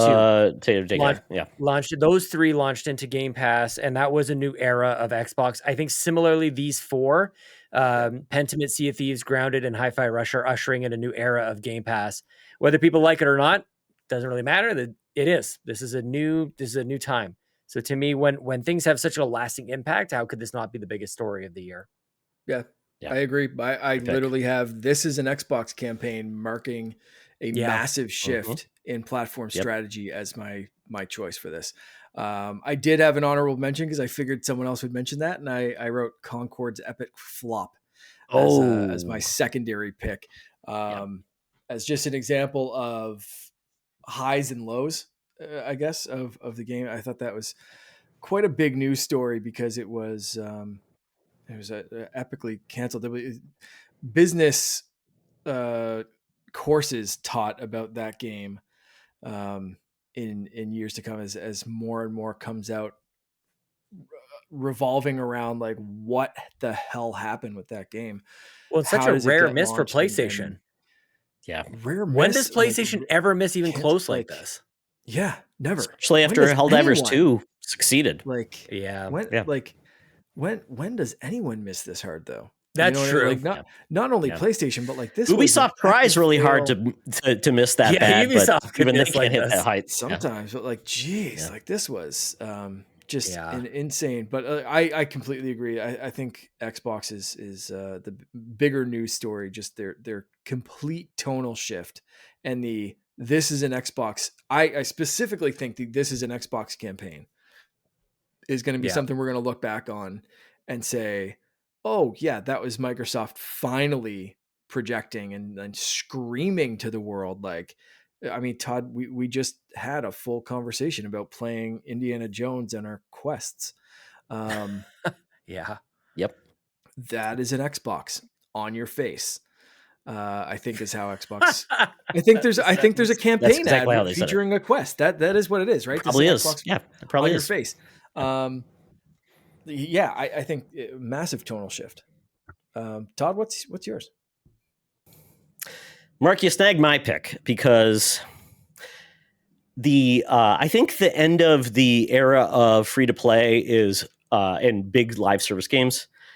I think it's over. And we had two games this year that really failed and ended their life, which is the Suicide Squad kills the Justice League. Right. And then we also had Concord. And we just heard, obviously, that PlayStation now has canceled two other in-development live service games. Those are gone. Yeah. And it's very frustrating to see that these companies that have put so much time and effort into their games, and they just go away. And I hate that Rocksteady spent 8 years on something that people, quite honestly, didn't want. And it was wasted effort. The Concord team, I feel so bad for that team because they made, in all accords, a good game that just didn't have time to find an audience, and they didn't market it right. All these just bad like things Conan O'Brien, man. Just like Conan O'Brien on the Tonight Show. Leno came back and got rid of him. Exactly. And now he's got getting a Lifetime Achievement Award for like the Mark Twain Comedy Award. So, hell yeah. And he's become a podcast king. So I just hope it's the lesson that the industry had to learn to get back to saying, that is a model that, quite honestly, very few companies can do well. And you shouldn't expect to just succeed because you've got an IP and a team that wants to make a game. When I heard they wanted to make a live service God of War game, I'm like, put the crack pipe down. So I think that's the story that I hate to see that Concord failed, but maybe that's what they had to learn to mean that maybe this will bring some regularity back to PlayStation and follow their strengths. It doesn't say don't do multiplayer games. It just means don't, put the cart before the horse. So, yeah. All right. So that is game story of the year. So yeah, we had a good note and a bad note, but I'm hoping 2025 is the year we have better news stories. With that though, we get into our first category, favorite hardware / gaming purchase. Sean. Guys, I had a huge build up to this, actually. I have been collecting parts. I've been collecting components for a computer. I got a case. I got a power supply. I got well, actually, I didn't get a graphics card. I got a motherboard. Anyways, long story short, I built a computer this year. Built a big old glowy RGB, all these different fans and stuff going on here. And by far, like it's hard to really compete. This is something I'm going to have for hopefully many years to come. And I put it all together myself, man. So a nice little personal touch with it. I picked all the components and it looks good and it functions. And I love my new gaming PCs that I can play Half-Life 2 and Warcraft remastered on this sucker. It pushes all these frames. Who cares? I'm playing stuff. All those high-end games from 20 years ago. That's right, man. Yeah, because I always wanted to be able to play those games better than I was playing them, but here we are. So, yeah, by far. Yeah, man, definitely. In 2023 or 2022, built my son's computer, which is now at college. 2023, built my computer. And then in 2024, I built a friend's computer who had been out of PC gaming for like 25 years. Oh, that's awesome. And 4 months later, he already wants to change out his 4080 for a 5090, Sean. That's the problem with PC gaming. It becomes the FOMO. Oh my God, I need 10 more extra frames. Well, and that's why I skipped the GPU on this build. I just brought over, I have a 3080 from my last computer. And so that's what's in here now. But I'm ready for these. I'm ready for this next series. So yeah. Wait to 2 generations. Then it's worth it. You don't do it every time. Yeah, I go from, and odd numbers for whatever seem better to me. 30 to 50, absolutely. I'm good with that. Yeah. I did 20 to 40. So yeah, I love it. Yeah, absolutely. Mark, what's your favorite purchase of the year? I'm going way in the opposite direction. And if anyone listens to this show on a regular basis, they know what I'm going to say. It's this sucker right here. Ambernick RG35XX SP. This is just like my favorite little gaming device. Why didn't the Switch go with that name? Yeah, right. Switch name 353P. Dumbest naming convention, but I love this thing, and I put so many hours into this thing this year. Some of which are logged thanks to this thing having retro achievements. So if you have a retro achievement account and one of these, you can sync that. It only works when you're on Wi-Fi. So it only records you put in this many hours in this many games and you got this many achievements and blah, blah, blah. But it doesn't count when I'm out in the country somewhere or in the car or playing it wherever. So the time on retro achievements was more than a lot of my games this year. I put so much time into this thing, and that's literally just the games that I played sitting at home connected to Wi-Fi, not including I take this thing everywhere because it's so pocketable. Like I take it in the car. If I have a 5-minute wait, the other day I was waiting for my wife to run in somewhere. I was playing Sonic Advance. There are just so many times that I just whip something out really quickly, close it suspends the game. It's great. I love it. So that is definitely my favorite gaming purchase of the year, and it was like $60. Mark's whipping things out. Hey, be careful if you're out in parts unknown Canada. You might see Mark with this thing out. Yes. Yeah. So for me, I would say the coolest hardware I got this year was the Quest 3S. I got burned by the Quest 1. My son now has it as his dorm because I'm like, they killed the support on that Quest 1 so quick. But after playing with, so don't do entendres, my buddy Sean Nias's Quest 3, and then also using PlayStation VR 2, I'm like, man, I really want to get back into VR. And I also want to finally play Half-Life Alyx. So the Quest will let me do that with VR Link. And I'm so excited to get into this. I've got some free games. I want to play the Batman game. So very excited. Been playing with it a little bit, but I'm going to play with the Quest a lot more because I'm going to get the actual like inserts because I don't want to play VR with glasses. So I'm going to get the inserts. Right. That is my like number one need. So that's my hardware purchase, but my gaming purchase of the year was definitely the Retro Realms collection. So this was the Halloween and Evil Dead, basically 16-bit games they made. The collection I got looks like an old VHS tape with Michael Myers. It came with a plush Michael Myers. I know Donnie Reese is big into that. I think we even talked about it when he was on the show last time. So I love it. It's great. I love these video game collections from like limited run games. I just love those. I've got a really cool collection on I forget what the last one I got was. It was really cool though. I mean, I really like what they do. The last one I got, the collection I got was the Capcom versus Marvel collection on Switch. Oh yeah. And it came with like a little mini comic. I love that too. So I love these little collections that just really make it feel special to celebrate what you've been gaming. So that's mine. That Retro Realms thing is so sweet. And it's a great game. Nice. Awesome. Okay. Old game you finally played / beat in 2024. Sean? Oh, I'll start. Yeah, I was actually just going to look like what year did this game come out? Because I do know that it's old. This is in 2017. Snap. This is. Does that count as old to you guys? Is that good enough? 2017. I mean, is it last gen? That's last gen, right? Yeah, last gen. Depends. Yeah, it's PS4, but also Nintendo Switch. So I guess there's that. The game is Hollow Knight.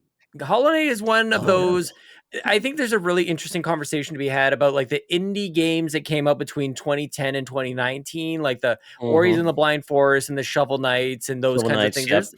Yep. There's a good list of 10 to 20, just what I think are like S tier. Either side scrollers, one of my favorites. 100%. Yes, there's so many just came to prominence. And Mark would say Shantae. Yeah, you love Shantae. Damn straight. You love the Shantae. Great. Yeah, man. Like Ori and the Blind Forest, and there's a bunch of them there. I'm trying to. Celeste I think is in there as well. And I had never played Hollow Knight. SteamWorld Dig, and I'm not sure if this is too early, but like Spelunky I think is up in there as well. Just S tier indie games, that have a lot of prominence and a lot of people love. As Todd went to go run to what did you get there, Todd? Thinking about collections. Oh, the Shantae. Best Buy made a Shantae plush. You can't see it. They made a Shantae plush that came with the game code for the game, and so I own a Shantae plush. That's pretty sweet. From Best Buy. So they may even still have them at your local Best Buy. Check it out. Well, I thought I was playing Hollow Knight to time it in, like for the release of the sequel to be coming out here, but that's still yet to come. Yeah, Silk Song. Apparently, it's still coming into Game Pass, which is we got an update on that really? Today or yesterday. It was what they said. 12 months. At 12 months, within 12 months of our showcase, it will be there. So maybe maybe their Game Pass, their contract expired, and so it no longer will come to Game Pass. Hopefully, Game Pass is still around for it. This was a very gratifying experience for me. I love doing this, like just kind of, and I love this category for this reason. Just going back and like, what did you miss? What are games that people really were talking about that for whatever reason you just skip past? And this was the right year for me to do this. It was very challenging. This was a much deeper game than I originally had given it credit for. And I love that it's in the collection of games I've completed. Very, very challenging end boss as well. And when it was done, this is one of those things like, where I know that I really like the game is when I'm objectively done it, as far as like I've rolled credits on it, but there's still technically more that I could do, and I still want to do it. Like I really struggled with like kind of closing that game down to move on to the next one, because that's just kind of how I play games. Like I do feel like I need to just move on to the next one. There's very few, if maybe never, a game that I just play forever. That's why like games as a service don't really land with me, even though I love Diablo. I love a lot of these. I love The Division too. I think The Division especially really, really good. But I end up having to move on to the next one. And this one I struggled with. And maybe a runner up to this. Technically, I rolled credits in this in late December 2024. I got up to 500 moons in January, just earlier this year, which was Super Mario Odyssey for the first time, which might surprise a lot of people. So good. I spent the whole good. generation of Switch not getting past really the first 2 or 3 kingdoms in What? Mario Odyssey. I kept falling Really? off of it, man. I know, Oh, but I kept so good. I didn't think it was that good. I kept going like, I like it. yeah. I like the way it feels. And for whatever reason, it just never really stuck. So a quick runner up to Hollow Knight for sure would be Mario Odyssey. And again, yeah, it's regrettable that it didn't really click before, but it clicked this time. Big time. Like there's a couple of key, anybody who's played it, you'll know what I'm talking about. And for whatever reason, I feel like it's kind of considered like spoiler territory in Mario Odyssey land, but there's moments in New Donk City that I think are really, really special. There's moments as you roll credits that are really special. There's moments beyond the credits that I think are great. Like there's really these things that I hadn't gotten to really the first few times that I had played it. So this was a year and I just wanted to run around and collect as many moons as I could. Whatever carrot it was dangling that was always there before, it didn't catch my attention, but it did this time. So shout out to freaking Super Mario Odyssey here in 2024, 2025. I'm here to tell you it's a pretty good video game. Oh yeah. Yeah. I think that Mario guy's got some he has some staying power. Those Nintendo people, they make they make good video games. They know what's up.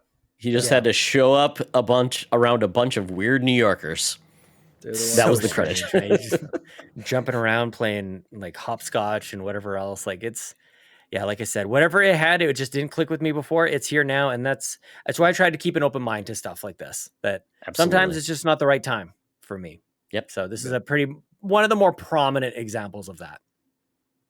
Yeah. Nice. Yeah. Mark? For me, I just mentioned them, Pikmin 1 and 2. These games as a bundle on Switch were released in 2023. I kind of, I've always liked the series since GameCube, but saw this collection and was just kind of like, yeah, whatever. I'll maybe pick it up at some point, not in a rush. I've played them before. I don't need to play them again, but really solid remakes, really just did what they had to do to upgrade them enough visually so they work on a modern platform, but not so much that it feels like a full remake. Like you still can kind of tell like it's an older game. They've got some older things going on, but yeah, I really enjoyed playing this, and especially, playing with my son who watched every single second of both of those games and absolutely loves that series. And it was a series that he just kind of found on YouTube, kind of going through and saw the Pikmin shorts. So it wasn't even something he was kind of familiar from Amiibo and stuff, just being around the house, but nothing that I shoved in his face of look at this, it's a great series. So he kind of spotted that and was just like, I've seen these characters before. Can you tell me more about this? And it's like, dude, there's 4-5 games really. We even played the 3DS game this year. Hey, Pikmin, nice. Yeah. Yeah. So yeah, Pikmin 1 and 2 for sure. And Hey Pikmin, I guess, honorable mention there. Nice. Wow. I think that's the first time I've heard an honorable mention for Hey Pikmin. Yeah. Moving on. Let's see. For me, this is a weird one because it's not an old game, but it's a game that I felt like I was so late to the conversation that I'm like, let's go. And that is Balatro. I didn't mesh with that game at all on consoles, but once it was announced for mobile, I said, okay, let's go. And I bought it on Android. And that game is amazing. My son is ridiculous. He bought it on mobile and he also bought it on PC. So he could cheat and mod the damn game so he can get 1 billion multipliers. It's just ridiculous. That's what my son does. He breaks games and that's his thing. Totally appreciate it. But yeah, Balatro, I'm not good at it, but I see the fun and the viral nature of it that I'm all in on Balatro when I've got toilet time. So there you go. Can I call absolute bullshit on that as a pick? Agreed. Sure. Old game. That game is it old? Because it didn't come out in 2023. Did it come out in 2023? No, it was last year. It was all over the Game Awards. Okay, well then I take it back. Then I don't know. In 2024, I finally played the game that came out in 2024. No, I do feel like that game has been, but you know what I mean? Like when you say Sean Balatro, I felt like that game came out like in like a billion years ago, and I'm like the last one on the train. So I don't know. Maybe that's the thing. I'm just like the FOMO game that finally won me over. How about that? Is that a new category? Oh, that's a good Everybody category. happy? That's Animal Well for me. Okay. I'll let you get away with that one. How about this? Cyberpunk, Liberty City. So That's a this way is better pick. Way okay. better. Well, no, I kind of was going to do both, but so that's the game when I was trying to get back, because I was originally going to play Cyberpunk back in the day on my PC. My gaming laptop died, so I couldn't play it because I couldn't justify getting a new PC. So back in 2023, I'm like, I'm going to get back to Cyberpunk. Well, I'm like, I heard there's a release coming out, so I held off until 2024 to finally get into Cyberpunk, and I stumbled upon what I shouldn't have, which was I started the DLC in the middle of my play of Cyberpunk, because you can do that. So you can start playing Liberty City, which I did not intend to do. And I think I talked about this with Mark. And I love that DLC so much, that expansion. I've loved Witcher's expansions, and I see how well they do expansions. And it's so cool because it feels like a Escape from New York like movie scenario within Cyberpunk. I love the fact that they can just create these cool scenarios in Cyberpunk. I absolutely love it to pieces. I talked with my son. It's been a great conversation piece. And I will finish Cyberpunk and Liberty City in 2025, but it's such a big game. There's so much to do. And I've had to restart so many times because we had saves, because my son was playing on my save. He deleted all my saves. Don't let your kids mess with your saves, Sean. Don't let Link mess with your computer. Give him his own accounts. Don't let him play on yours. Hijinks will happen, and you'll get very upset. I am so happy that Pikmin has a go back days function, Pikmin 3 specifically. Finn lost like 86 Pikmin. You're allowed having 100 on the field. And I go down and I'm like starting up the game. I'm like, buddy, did you play this without me? And like he was being super sheepish about it. And finally he was like, yeah. I was like, did you get in some trouble? Yeah. It's like, okay, we're gonna restart. Like I think I went back 2 days, but it's very easy. It's just like, do you sure you want to do this in override? I was like, yeah, give me those Pikmin back. I would just beat the thing. But he was just like, yeah, I guess I lost like most of my Pikmin. It's like, Jesus. All right, cool. Great feature. There was an Xbox game. What was that Xbox game? It was on Xbox One with a girl with a robot friends. Recore. My son played my save, and I couldn't get back to where I was at, so I was so upset. That's why I never finished that game. That game's so good. I know. I've heard that the remaster is great, so yes, I would love it looks to give so it another good. try. Maybe that's my game I'll give another try in 2025. I want to say that was made by the same people, or maybe the same lead as Metroid Prime, the Metroid Prime games. Yeah, dude, like that. There's good games on Xbox, and like people don't even know how to celebrate these games. I don't disagree. It's just when your kid takes away all your progress, and like, am I going to really restart it again? Dang. So yeah, he left me at a spot that I just couldn't get out of. So yeah, bad kids. Thankfully, he's still alive. Yeah. Golly. Oh well. Let's get into most disappointing game. This is our hot trash in the summer award, named after Bobby Pauls. We've always gone back to that phrase. Bobby means a lot to all of us, and it's our way to remember Bobby every year when he made fun of the games we loved. Sean, I remember when Bobby would mock the games you loved, and it made me smile when he made us all cry inside. I think of him with the Yankees hat that I don't even watch baseball, and I wear a Yankees hat for some reason. So Bobby always did too. Yeah, that way of like going through, you'd be like gushing about a game and just be like, it's the greatest game. I love this and I love that and I love this. And he'd just have that look in his face and just like, nah, it's hot trash in the summer. And you can't nobody come cares back about from that. Mm-hmm. He'd chuckle at you, mock you, and you're like, I guess it is. You try and you're like, no, Bobby, it's this. And it's hot trash in the summer. And it's just like, all right, we got to move on. Yeah, whatever you know. What do you know? Fantastic. Mm-hmm. Yeah. Amazing. Well, Sean. for me, this is a sad story, you guys, because I'm a huge fan of this series. 3 games I love: Origins, the sequel. Oh no, I know what your acronym is, you asshole. Dragon Age: The Veilguard. Oh, DATV. no! I left notes in the doc for those listening that I didn't want to completely give away, but No. I wanted to at least Now remember I what know. the I'm heck like, I was what the trying hell to is think this of. game? Dragon Age: The Veilguard is, dude, it's the definition of what Bobby would say. This is hot trash in the summer. It's lame and boring and inconsequential. It's got great visuals and it's got great gameplay, but the characters don't matter. The problem, the scenario that we find ourselves, it doesn't matter. There's actually a stream. I was streaming on Twitch. I was playing it. I was so excited about this game. You're not agreeing with me, or are you with me? Just like, I can't believe that. No, not at all. You don't agree with me? About this game again. Explode. You like this game? I love this game. What do you like about it? Like, these characters suck. It's Mass Effect 2 in fantasy, Sean. It's amazing. I love these characters. They're so much fun. I love the relationships.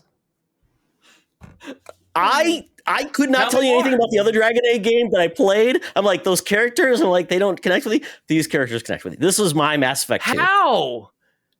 Which ones? I'm playing 70 hours of this game. Nev, she's sexy. Scout she's Harding, fun. she's so boring. This is the worst dwarf character I've ever met in my life. Balara, sucks. she's your geeky elf. She knows what's going on. She's got to save herself from her brother who's evil. Come on. Oh, she's so lame. Are you kidding? Oh my God. Now I know how I felt when that game that you liked, that JRPG game. I'm like, what are you even talking about, Sean? Which was that game that you liked? Tales so of much? Arise is a great game. Go play that instead. Tales of Arise is fascinating. The most JRPG boring dialogue in the world. Now we're sitting our crew and okay.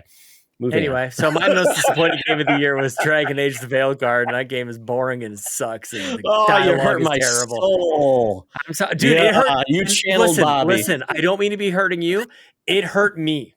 Okay. I was alluding to this. I was streaming it on Twitch, and I'm like stoked about. I'm like, oh, there's Varric. I love Varric, and there's all this stuff. I'm trying to like bring the community along. I'm like, guys, you don't understand. Like in Inquisition, this happened, and then like this is a callback to the second one, and then this chick shows up, and she's from the very first one. I'm all in. Like this is great. And then you kind of go off on your adventures. I'm like, you can literally watch it happen while I'm streaming. I'm like, I think this game might not be good. Like, it like that. Just kind of like washed over me. And I gave it a couple of other play sessions after that. So funny because I fell off every Dragon Age because I'm like, nothing's driving me here. Not climbing with any of the characters. Oh well. Nothing like the blight of the first one. You know what I mean? Oh, you guys, the end of the world. What is this? They got like these elf gods that are like trapped in a prison. Who cares? In the barn in Dragon Age from a glitch. So that's all. Goats in the barn. Okay. Well, sorry about your luck. Okay, Mark.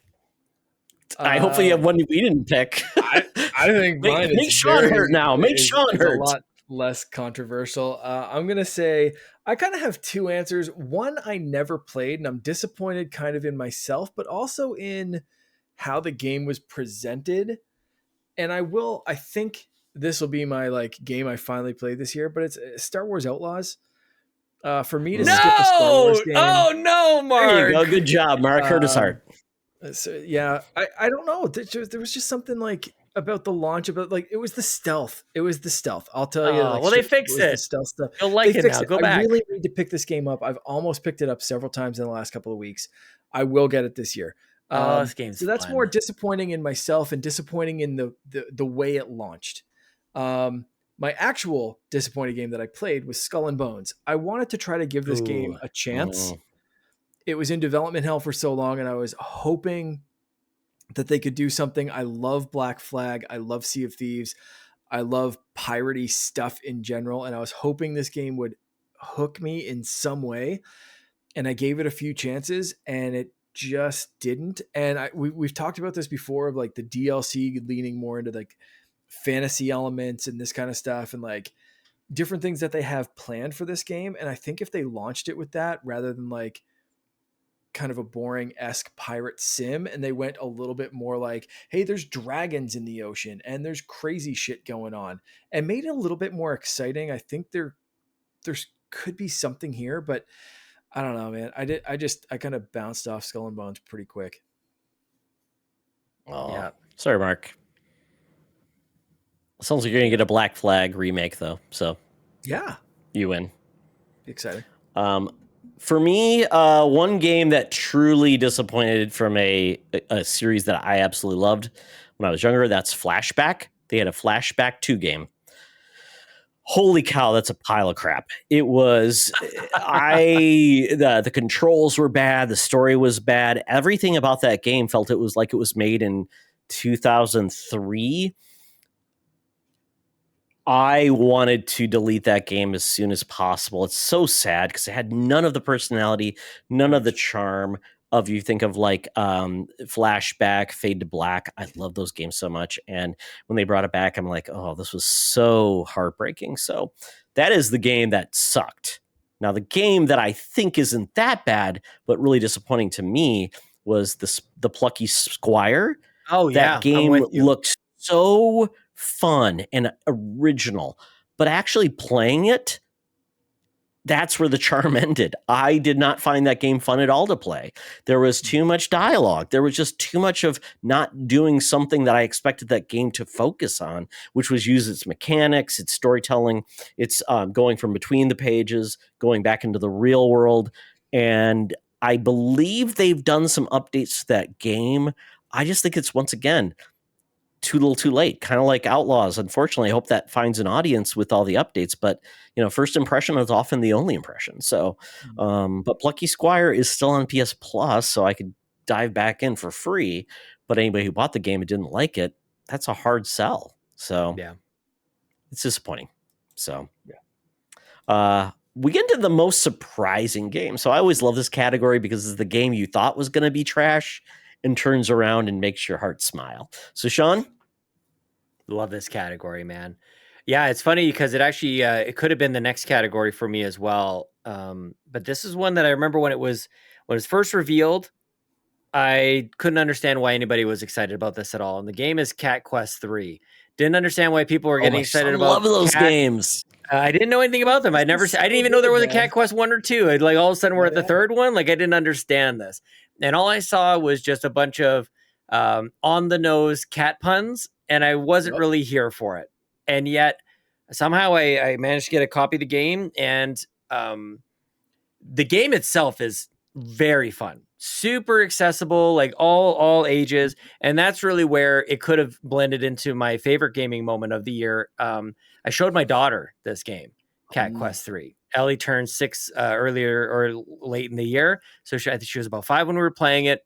And that is a memory I will have for the rest of my life. It's really technically like her first like RPG. You put on different armor, different weapons. You kind of upgrade along the way. We're roaming around the sea in our boat and trying to upgrade our cannons and stuff. And then all of a sudden there's this big giant rubber duck pirate ship out there looming in the background. And it's like level 80 or something crazy like that. It'll one-shot you if you're not powerful enough. And so for Ellie and I to play through the game, to level up, get more powerful and all this other stuff. And for her to understand that, like, that's how you play the game. This isn't just like throw a ball in a hoop kind of thing. It's a little bit more complex. And so for us to endeavor to and then succeed in defeating this rubber duck pirate ship thing and beating all these different bosses around the world, like Cat Quest 3 kind of rules, you guys. And I completely went, I'm trying to think if there's ever been a time where I had gone from like completely writing off a game to loving it so much. And it'll be one that I remember forever. Another example of when it was done, we could have gone back for more. And the special moment of my daughter coming home from school and going, can we play Cat Quest 3? Like that rules, dude. There's nothing better than that. Yeah. So shout out to Cat Quest 3. Super, super fun game. Can't wait for the next one. My son loves all of those games. And even as an 18-year-old, when I told him Cat Quest 3 was coming out, he's like, oh yeah, I'm in. Yeah. Feels good to play it, man. So good. Yeah. Most surprising game for me, Star Wars Hunters. Okay. Yeah. I skipped a Star Wars game, like a big AAA Star Wars game this year. I just talked about that. To to switch over and say I put in close to 100 hours in essentially a Star Wars mobile shooter game on Switch is just like, what the hell? I would have thought that those two things would be switched over. I would have thought that was Star Wars Hunter was a throwaway game that was going to kind of fizzle out, and Star Wars Outlaws was going to be the one that I put 80 something hours in, 90 hours in. Opposite, very much the opposite. I loved Star Wars Hunters, didn't expect to at all. I've since, like, this season kind of petered off a little bit on it, but only because I've been trying to play some other games for this conversation. So, yeah. All right. So we're going to move ahead. Sean's got to run, and he's got a early morning. So, Sean, do you want to give us your top fives? Well, I could give you the favorite gaming moment, but I don't know if I want to rush through the top fives. I can leave the top fives to you guys. Maybe you guys talked about Corey and his 6-hour Game of the Year podcast. Similarly, Carpool Gaming, 6.5 hours. We had all 12 hosts on throughout the show, plus special guests. So people, and we called it the Game of Our Year, the GUIs, of course. Okay. So people can go check that out for my top 3 with a whole bunch of random categories that we like to throw in there as well. But maybe I'll just spoil the ending, which my Game of the Year last year was Hellblade 2 Senua's Saga. And I played it directly after. Actually, I started it the evening after the morning having finished Hellblade 1. So I played it as one full experience, and there's just totally every inch of it resonated with me. Senua as a protagonist, her strife and her journey in the first one, rolling right into the second one, just an absolutely astounding experience, a blockbuster to every extent of the word, and completely overlooked, I think, in a lot of ways last year, unfortunately. A lot of themes that really resonated with me in terms of like overcoming doubt, self-doubt, and even though Senua had accomplished and overcome things in her past, still there was something kind of like holding her back. So I really love that game at a deep level. And I know there's a lot of comments out there about whether or not it's great or not. For me, it was a very special game that I kind of like would like to go back and play at a certain point in time. And I want to mostly just like spotlight it here because people really overlooked it. They probably formed an opinion about it without really playing it, and it's not an entirely long experience, which was a lot of criticism against it. But I felt like it was such a heavy load that you didn't want it to be 15 hours. It would be too damaging to your psyche and to your emotions. It's like, absolutely, enough is enough, but it, in all the good ways, it was really, very, very special game that people should not overlook. They should just give it a shot. You might be surprised. Maybe it'll be your most surprising game that you play, an old game in another year. Maybe it captures a couple of these categories for you guys. Yeah, so, absolutely. Yeah, that was my number one game of the year for sure. Fantastic, Sean. Well, we appreciate you sticking with us. This has been a long one, and Mark and I will jog on through the rest of the categories. But Sean, thank you so much for joining us, and tell people where they can find you. Hopefully we don't have to wait another year to talk to you. Yes, please. Yeah. You can find me and everything that we do over at carpoolgaming.com is the shortest way to say it. We're live at youtube.com/carpoolgaming and twitch.tv/carpoolgaming live pretty often. We do all of our podcasts. We have a podcast for Xbox, Nintendo, and PlayStation called the Nintendo Drive, PlayStation Drive, and Xbox Drive. We even have a show about RPGs, which has kind of been the big surprise for us over at Carpool Gaming. I'm not on it myself, but Ryan and Garrett do a wonderful job of that. Turns out our RPGs are a very popular genre, and there's a lot of conversation that can be done surrounding that. So, if anybody's listening to this and they like, we've got a great community, very welcoming, very supportive. And if you want to discover new games, it's a great way to go ahead and do that. So, Carpool Gaming. I'm on Blue Sky mostly at Sean Capri, of course. Sean like Connery, Capri like the pants. And I mean, honestly, people should search for like the 3 of our names on podcasts and just see what pops up. Because we've done stuff together for, going on probably just about 10 years at this point. Long time. Yeah. Since before the Mark and I had Gamercast. kids. Mark and I both on that podcast. back in the day. You go way back. So Yep. I appreciate you guys having me on and allowing me to escape before you guys go into more top fives and all the different categories. Oh my goodness! For this epic Thank you. episode that I'm glad you won't be together. mocking me further, Sean.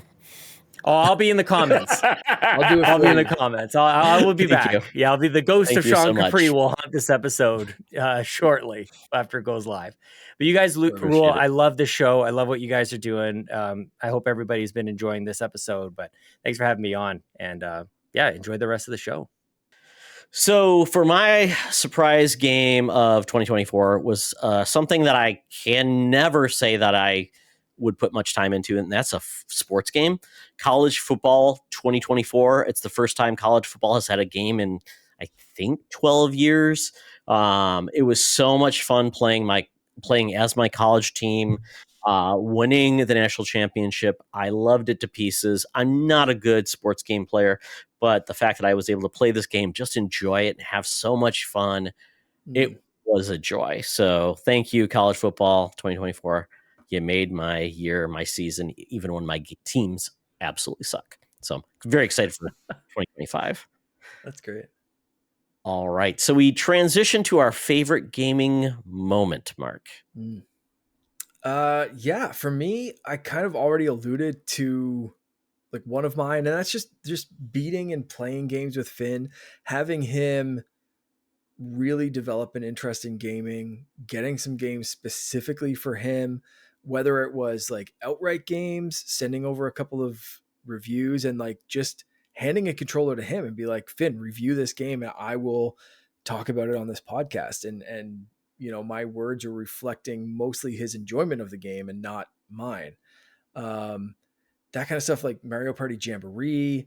But also just, my brother got the Ambernick SP as well. So seeing the two of us kind of like geek out over essential Game Boy Advance handheld system and like playing it like we're 12 years old again, like that was a really cool. So like I had a few of those like family oriented gaming moments. Yeah. They were absolutely my favorite, of like sharing that with like, you know, close family and just being in the same room. Not that I don't enjoy playing online with people and the interactions that we have through the podcast, Discord, or just like generally playing online with people. But like, those kind of things I find are super rare, to be like super excited about stuff. And it's either a 4-year-old or making my brother and I feel like we're kids again. It was a really cool year for that stuff. Well, it's very cool. That was like, I mean, before I podcasted, Logan was very young, so I had a lot of those moments that I obviously didn't get to share with podcasting audiences, but I totally get it. It is one of those things that's very special because one of your hobbies that becomes your son's hobbies is amazing. So hearing Sean talk about his kids, Logan and I remember the first time he said, Dad, I want to play Destiny. I'm like, oh, it's my son. So it comes full circle, and then eventually they get better than you, and then just like you go along with it and say, hey, can you help me get better at this game, son? It happens. Yeah, that'll happen for sure. What about you? It was playing Helldivers 2. Part of that was making new friends online, which is just weird at my age, making new friends with people that want to play a game. I really wanted to get, Helldivers 2 is the game I'm like, I had no interest in. And then everyone started talking about how fun it was because you're basically playing with other players. It's PvE. It's goofy. It's fun. It's basically Starship Troopers, the game. And then when I found other people that were really good and they just wanted to Sherpa you, it became like the community really was having fun with this game. And then Logan wanted to play, and then he got really good at it, and I played with him online and just other people. Matt Keel was playing too. So it just became a great game to jump into and have fun. And you didn't have to worry about the gear you had. It was just a great time. So it took me back to my Destiny days where I was like, oh, this is actually a ton of fun, and I don't have to worry about being good. I've got good people around me. We just having a good time being goofy. And every once in a while I'd touch the nuclear warhead on the ground and I'd explode and kill my teammates, or the ship's taking off and it gets hit by a bug or something and it explodes. So it's just those moments that are just, just spontaneous gameplay, which is a lot of fun. So Helldivers 2, it is a great game to play with people. Highly recommend it. So, Mark, we're at the end of the Couchies, the very important award where very prestigious people come up on stage, announce all the recipients, and then somebody, hopefully worthy, gets to receive our award, the Couchie, for the best game of the year. So we'll start with Yeah. honorable mention, Mark. What is your Okay. honorable mention? I have a couple of honorable mentions because I know Sure. we rarely have games that are We're going to need crossed something. over. Yes, we're going to need a game. So I have two honorable mentions. One that I thought was good, but maybe I didn't give it quite as much love to, or it just didn't click, and that's Zelda: Echoes of Wisdom. Mhm. Something about just I don't know. Maybe the sword fighting. I'm so used to Link in that world. I was excited to play as Zelda, but didn't click as much as I expected it to. So that's an honorable mention. And the other one is Marvel Rivals, hero shooters, and I do not always click instantly. And I was talking about this game at work today, and I want to get back into it. I love the character design. I love what they're doing with it. I love the pace. I think they're doing every single thing right. I just need more time to spend with it. And again, that's part of playing more games for this, playing games with Finn, dividing my time up of like, okay, Finn wants to play this. I'm gamed out. I'm trying to like do a bit of an MCU rewatch before Captain America. So it was just kind of like all of these things that I'm not playing Marvel Rivals. Everything's so I'm gonna honorable mention that and hope that I get more into it this year. Yeah. So they're my two. What about you? All right. So my honorable mention is Helldivers 2 because that was the game that is not something I play a lot, but it is a game I feel like I enjoyed so much when I played it. And it feels like a game that I could just jump back into and find people to play with. I'd have a good time. I don't need to play it all the time. I'm no longer in that time frame like Destiny where I have to really commit to one game. So it's a game that I feel like if I jump back into it, I know I'll have fun with a lot of people, and my son will probably definitely take me up on the offer to play with him on PC. So that is my honorable mention. I have others, but I assume at this point it probably doesn't matter. So we'll see how we go with number 5, Mark. I will go dark. I will go deep if I need to. Yeah. If we Number need to find one. 5 is a game I don't know if you've had enough time to play, but I'm going to assume that you're very excited to because of a recent purchase. I'm throwing Batman Arkham Shadow on here in number 5. This one, I will be honest, I threw as an honorable mention. Then I had it up in number 4. Then I moved it down to number 5. But could easily kind of go up in my list, I think, because it is you're Batman. How freaking cool is it to be Batman? And this is going to come up later of putting yourself inside a character that I love. Like I'm working on printing a Batman. I saw that's cosplay really helmet. excellent. Yep. So like I love the character. Super cool implementation, super cool like VR experience. Yeah, Arkham Shadow. I would love to say that I played more of that game. Like I said, Mark, I'm waiting to get my inserts because I hate VR with glasses. So that is what I'm waiting for, and I'm so excited to play it for a little bit. And I'm like, oh, I love what they're doing. So yeah, that's what's keeping me away from VR a little bit more to get really deep into experience. Okay. All right, my number 5, Indiana Jones and the Great Circle. All right. This could go up higher, but I haven't finished it. So it's a game in progress. The rest of the games I have beat. So it's a game that I first didn't like the gameplay of. I love the presentation, and then I took away the difficulty. Once I took down the difficulty, I loved the game because I felt like I was Indiana Jones because I let Indiana Jones do the hard work. I didn't have to do the hard work because he's the genius and I am not. He likes to punch. I'm not good at punching. So once I did that, I really got into the adventure. I really loved it. It felt like you were in an Indiana Jones simulator and you got to explore, have great relationships, side quests. And yeah, I don't know how much more I have. I think I'm very close to the end, but I've really enjoyed the experience. I'm so glad. I just wish it would come out earlier in the year versus at the end of the year, because I felt like a December game, I'm going to try to finish it. It was just really hard, but that is my number 5 game of the year. Cool. Great choice.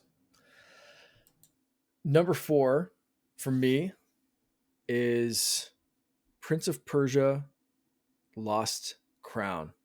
Ooh. This is a game that came out early Yes. in the year.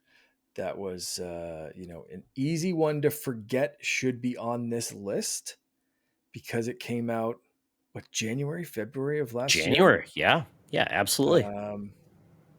So yeah, this is one that almost didn't make the list.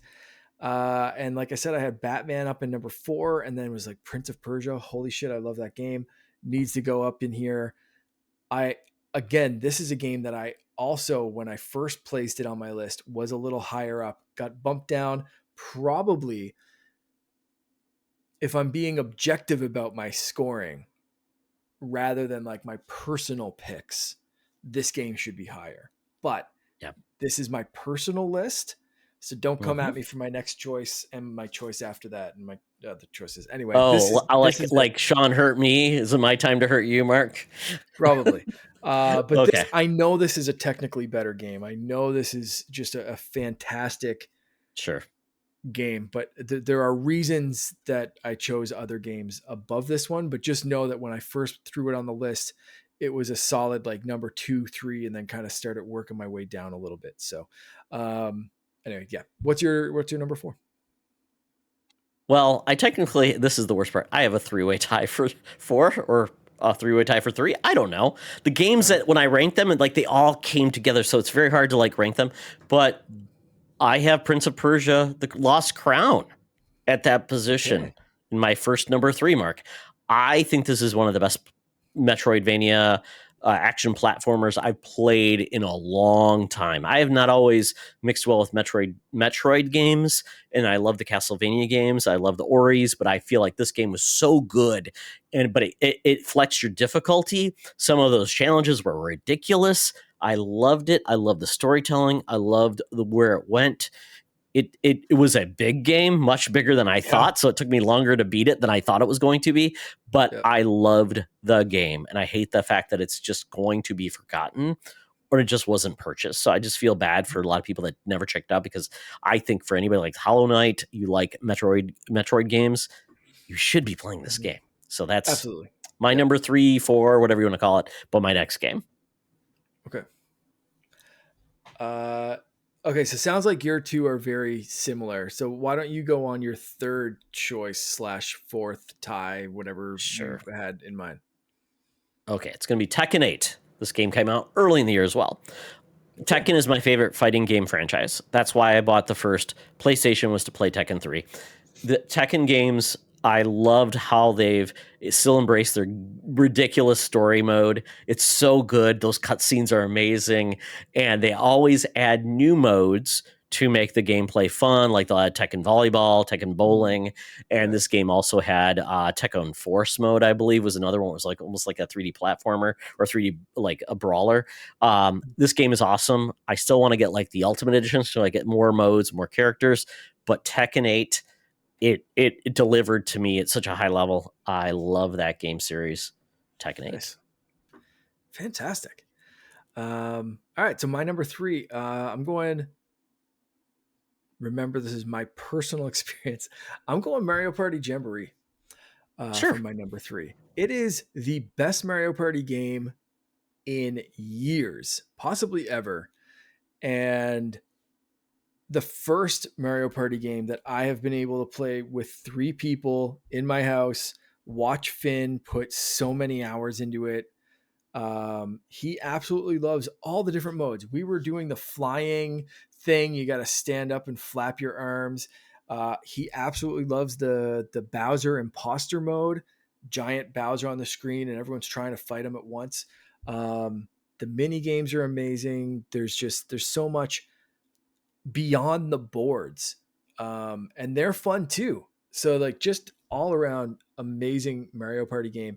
For Mario Party, for me to crack the top 3, it has to be because of the time I've spent with the family. like I said, I know Prince of Persia is a technically like better scoring game, I think, for like if I'm scoring it kind of thing, but like my enjoyment level watching Finn play jumps this one up to number 3. These are our favorite games of the year. These are not the best games of the year. And I think that's That very is right. important Yes, that's because exactly what I was trying to I say, and you just said think it very eloquently. yeah, this isn't like the Oscars technically, and no, it's the games that just resonated with you and made you happy. Yeah. So others will disagree, and I've heard so many good things about the new Mario Party game. It seems like it's just depressing that it took that many entrants and the different versions to finally get to one. It's like, oh, we're not going to do the weird, dumb things that annoyed people, and just going to make you enjoy the game. You know, the non-random, like you didn't hit enough blue spot spaces, so you lose. I also think it was a surprising game for me Okay. because I really thought end of Switch life cycle, they start to do weird things. This is usually the time when they do a throwaway gimmick game, Yeah. especially in the Mario Party series. I thought when I first saw the trailer for this one, I was like, this is the throwaway game. This is the game where they have a stupid gimmick that you eventually hate playing. And then I started seeing review scores come out for this, and it's like, oh, shoot, I need to check this out. Like this was a skip for me. So this may have been back up where we talked about the biggest surprise. Like this might have been one of those. If not, maybe I should have answered that. But anyway, yeah, that's my number 3. That's great to hear. So my third number 3, that's the worst part because I have like, mine is Banishers Ghosts of New Eden. This is a game from Don't Nod, I believe. This is a game where I loved where they progressed from making more like just only narrative, more relationship, choose a storyline game. Vampire was their first game that they introduced basically real-time combat, and they mixed in a great story. I feel like Banishers is a whole different level where they created this awesome game set in essentially call it medieval Ireland. And it's full of mysticism, and you've got these people called banishers, and essentially they come in and get rid of ghosts and mythical creatures that have haunted the regular folks. It's kind of like a Witcher almost. And you've got this couple that they're married, and they come in, and your wife, who is basically better at you than being at being a banisher, ends up dying, but she doesn't get sucked away. And there's this relationship because the undead are not supposed to stay in this realm, and that's like a constant conflict between you and your spouse because she never wanted to stick around, but you can't let her go. But along the way, she's your companion, and she ended up getting part of the combat as kind of like a secondary attack as well. And there's all these missions with all of these different people and all of the ghosts that are haunting them from bad decisions, poor relationships. And then there's this overarching story of like who killed your wife and why she's doing it. It's a beautiful story. And you can go on so many different missions and basically solve these people's ghosts or skeletons in their closet in a lot of ways. Wonderful game. Combat is much better than Vampire. It's still pretty basic, but very satisfying. One of my favorite experiences of the year. I'm so glad every year I seem to get a game that surprises me in a new IP, and I'm just so happy that this was the game. So Banishers, Ghosts of New Eden. Check it out. I think it's probably pretty cheap. Excellent. Okay, so I have number 2 and number 1. So you how many more do you have now? I have 2 left. Oh, okay. Awesome. Okay. I'm going to jump on my number 2, and I think that's going to give away my number 1 choice. And it's going to be fairly obvious as soon as I say my number 2. But anyway, we'll do the whole kind of shtick with this. Star Wars Hunters is my number 2 favorite game of the year. Okay. Again, I was utterly shocked when a mobile developer on Switch and mobile releases. I know there's a PC port coming out. I'm hoping they do the other consoles this year. I'm hoping this takes off and gets a bigger fan base, and the wait times and lobbies go down, and it's on Switch 2 and all that kind of stuff. But for what they did with this game, I was utterly, utterly shocked and put in, like I said, 80 something, close to 90 hours in with this game. Nice. Like a ridiculous amount of time for what this was and what I expected from it. So Star Wars Hunters, number 2. Hard to believe What that's else you not on got? consoles yet. Yeah, crazy. It's so weird. After Sean has said his part about this game, I'm going to redeem this game. Dragon Age Veilguard. Once again, I have tried the other Dragon Age games. They never stuck with me. I felt like they were very grindy. I felt like I wasn't developing great story. I wasn't encountering great storylines, great interactions. Felt like that was less of the focus than more of the combat and grinding, like a regular RPG. And those games are definitely felt like more like computer RPGs. Dragon Age Veilguard, when I saw the trailer, I'm like, maybe I'll give this game a try. BioWare's been hit or miss, as we know. Mass Effect is one of my favorite franchises, worlds of all time. And after Andromeda, I've kind of like, are they back? And this game has taken forever to come out. This game delivered for me. It delivered like Mass Effect 2 delivered for me. It's very much about something bad happens, then basically assembling a crew, and then you have loyalty missions. And along the way, you can create your own character named Rook. You can change him into a male, a female, do everything you want, make it an elf, make it a human, whatever you want to do. And then through that experience, the way the story arcs, and it fills you in on past storylines within Dragon Age if you were not up to speed, so you don't have to play the old Dragon Age games. To Sean's point, if there's characters from the old series that will build in more depth and layers for the franchise, but if you didn't have it, I don't think it hurts it. But what it allowed me to do is build relationships with all of these characters, and it provided some of the favorite character moments of all time. No time in my life did I think I'd run into a skeleton servant that didn't even speak and became one of my favorite characters of all time, named Manfred. The skeleton manservant. Hilarious. And then you have these loyalty missions that you have to do that basically build your relationship with these characters. Then you can romance, you can do these things, and not everyone survives, just like Mass Effect 2. Blew me away. I love the mythology. I love the way they did the storytelling. I totally get it. If you're a diehard Dragon Age fan, you may not love this game. But for me, it was a good mix of RPG, mechanics, skill tree, and storytelling that I just fell in love with. Put almost 80 hours into this game. So it was my favorite. My second favorite of the year. All right. Almost favorite. Yes. Almost favorite. Amazing. So we're on to our favorite games of the year. The top game between the two of us gets the Heart of Heart Award. Again, that's right. A tribute to Bobby Pauls. You feel it, you know it in your heart of hearts. Something that that's Bobby right. always used to say. I knew this one, my top game, last time we recorded, but I felt like I needed to put more time into it. I have not finished this game. I will openly admit that I have not finished this game. Okay. But I don't think that it matters at this point because I know in my heart of hearts that Indiana Jones and the Great Circle is my favorite game that came out in 2024. That's amazing, Mark. It put me in the shoes of one of my favorite characters of all time. I have always loved Indiana Jones from the first time I saw it. And yeah, I absolutely love this game. It's so good.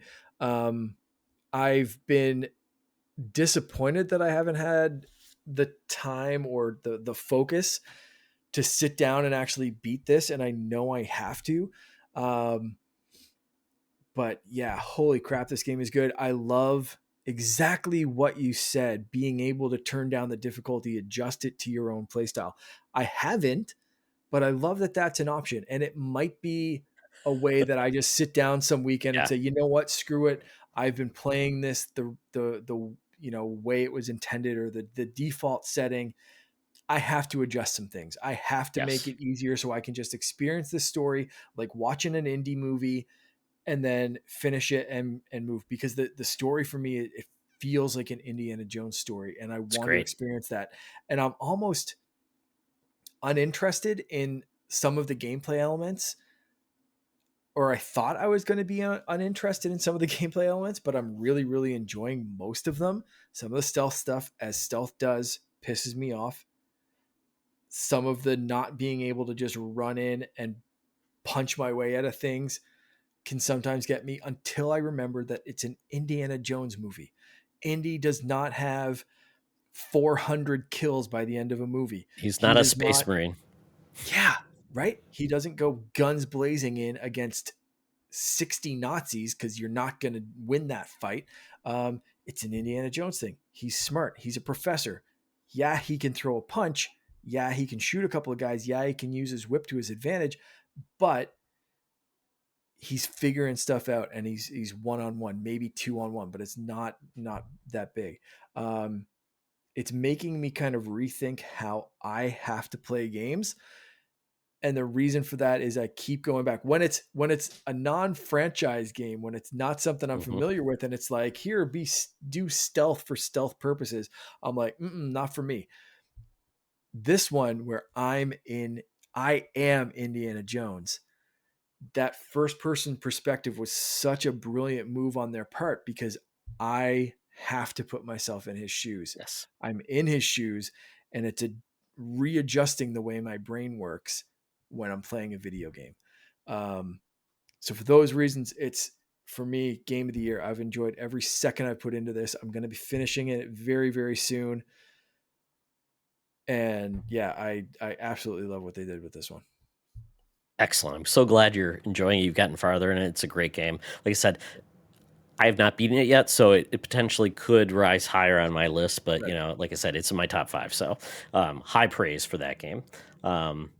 My number one is a game that, holy cow, I could not put down, and that is Astrobot. Astrobot Oh, is the yeah. game that made me smile every time I played it. Not just because there were PlayStation characters from the past, it was because I have been wanting another 3D platformer that made me feel like Mario Odyssey forever. And we don't get many.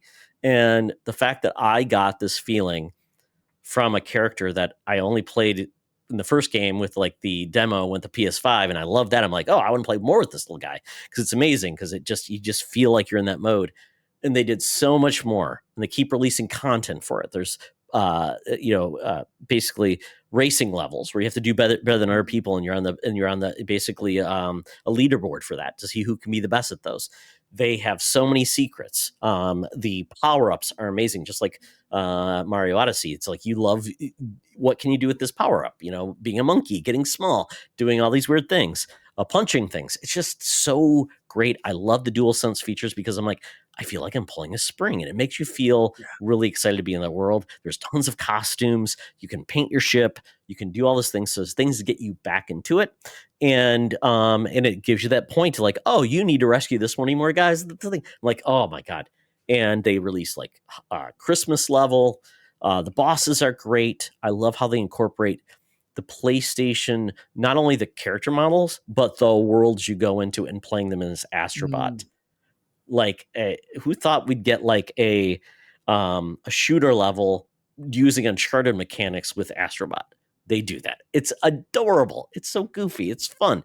And I love it. And they put so much care, and the music for every level is amazing. So this is like a love letter to just platforming games, and a love letter to Nintendo, quite honestly, in Mario, because they're like, we loved what you did, and we want to do the same thing. And so if anybody, it's I would say it's the game to get for PlayStation 5. It's so amazing. So good. Love it to pieces. I know, Mark, as soon as you get a PlayStation 5 or the ability to get one, play Astrobot, Finn will go ape crap. Yeah. He will love it. It's so cute. That song, I Am Astrobot, makes me smile every time. If I could have put a game on my list that I didn't play a single frame of, but watched a ton of YouTube videos, that would have been it. Like, this should be kind of almost on an honorable mention, but I didn't play a frame of it. The FOMO game, the game you want to play. Like those people that are great at Elden Ring. It's like, I will never be good at that game, but it looks so much fun. game I didn't touch, but I appreciate the most just based on Yeah. what I've seen. Like, yeah, I get you. Yeah, maybe it's our next year we'll do a FOMO game, like the game that we wish Yeah. we could play, or wish a game I wish I was good at. Yeah. So Mark, that is my heart of heart. But the surprising thing is, you were worried we wouldn't have a game in our top 5. Yeah. We have 2 games in our top 5. Got 2 crossovers. I didn't expect that. I thought indie might be on both. Did not think you'd have Prince of Persia. You surprised me on that one. Yes, So good on us. I think I know what wins. Yeah. I think I know what wins. It's you have it as your number 1. I have it on my number 5. I think that makes by absolute default sense. puts it a little bit up. Yes. Prince of Persia coming in second place. But yeah, Indiana Jones and the Great Circle takes our Couchy Award number 1. Amazing. Who would have figured it? You know, the system that is probably not our number 1 system of choice, because you have Switch, I have PlayStation, but a great game is a great game. And hopefully that game goes to other consoles so other people can play it too. Because I want it to do well. Yeah, absolutely. So there you go. Congratulations, Machine Games, Indiana Jones. We both are going to finish this game. We'll probably talk about it as we finish it. We'll talk about some of our experiences in that game because I think it's fun to do so. But that is it. We've gone long, folks. That is not even. We said we wouldn't, but we did. We know that Mark's got to get to bed. But with that, Mark, thank you for being a great host. It's been another great year. 5 years doing this with the Couchies.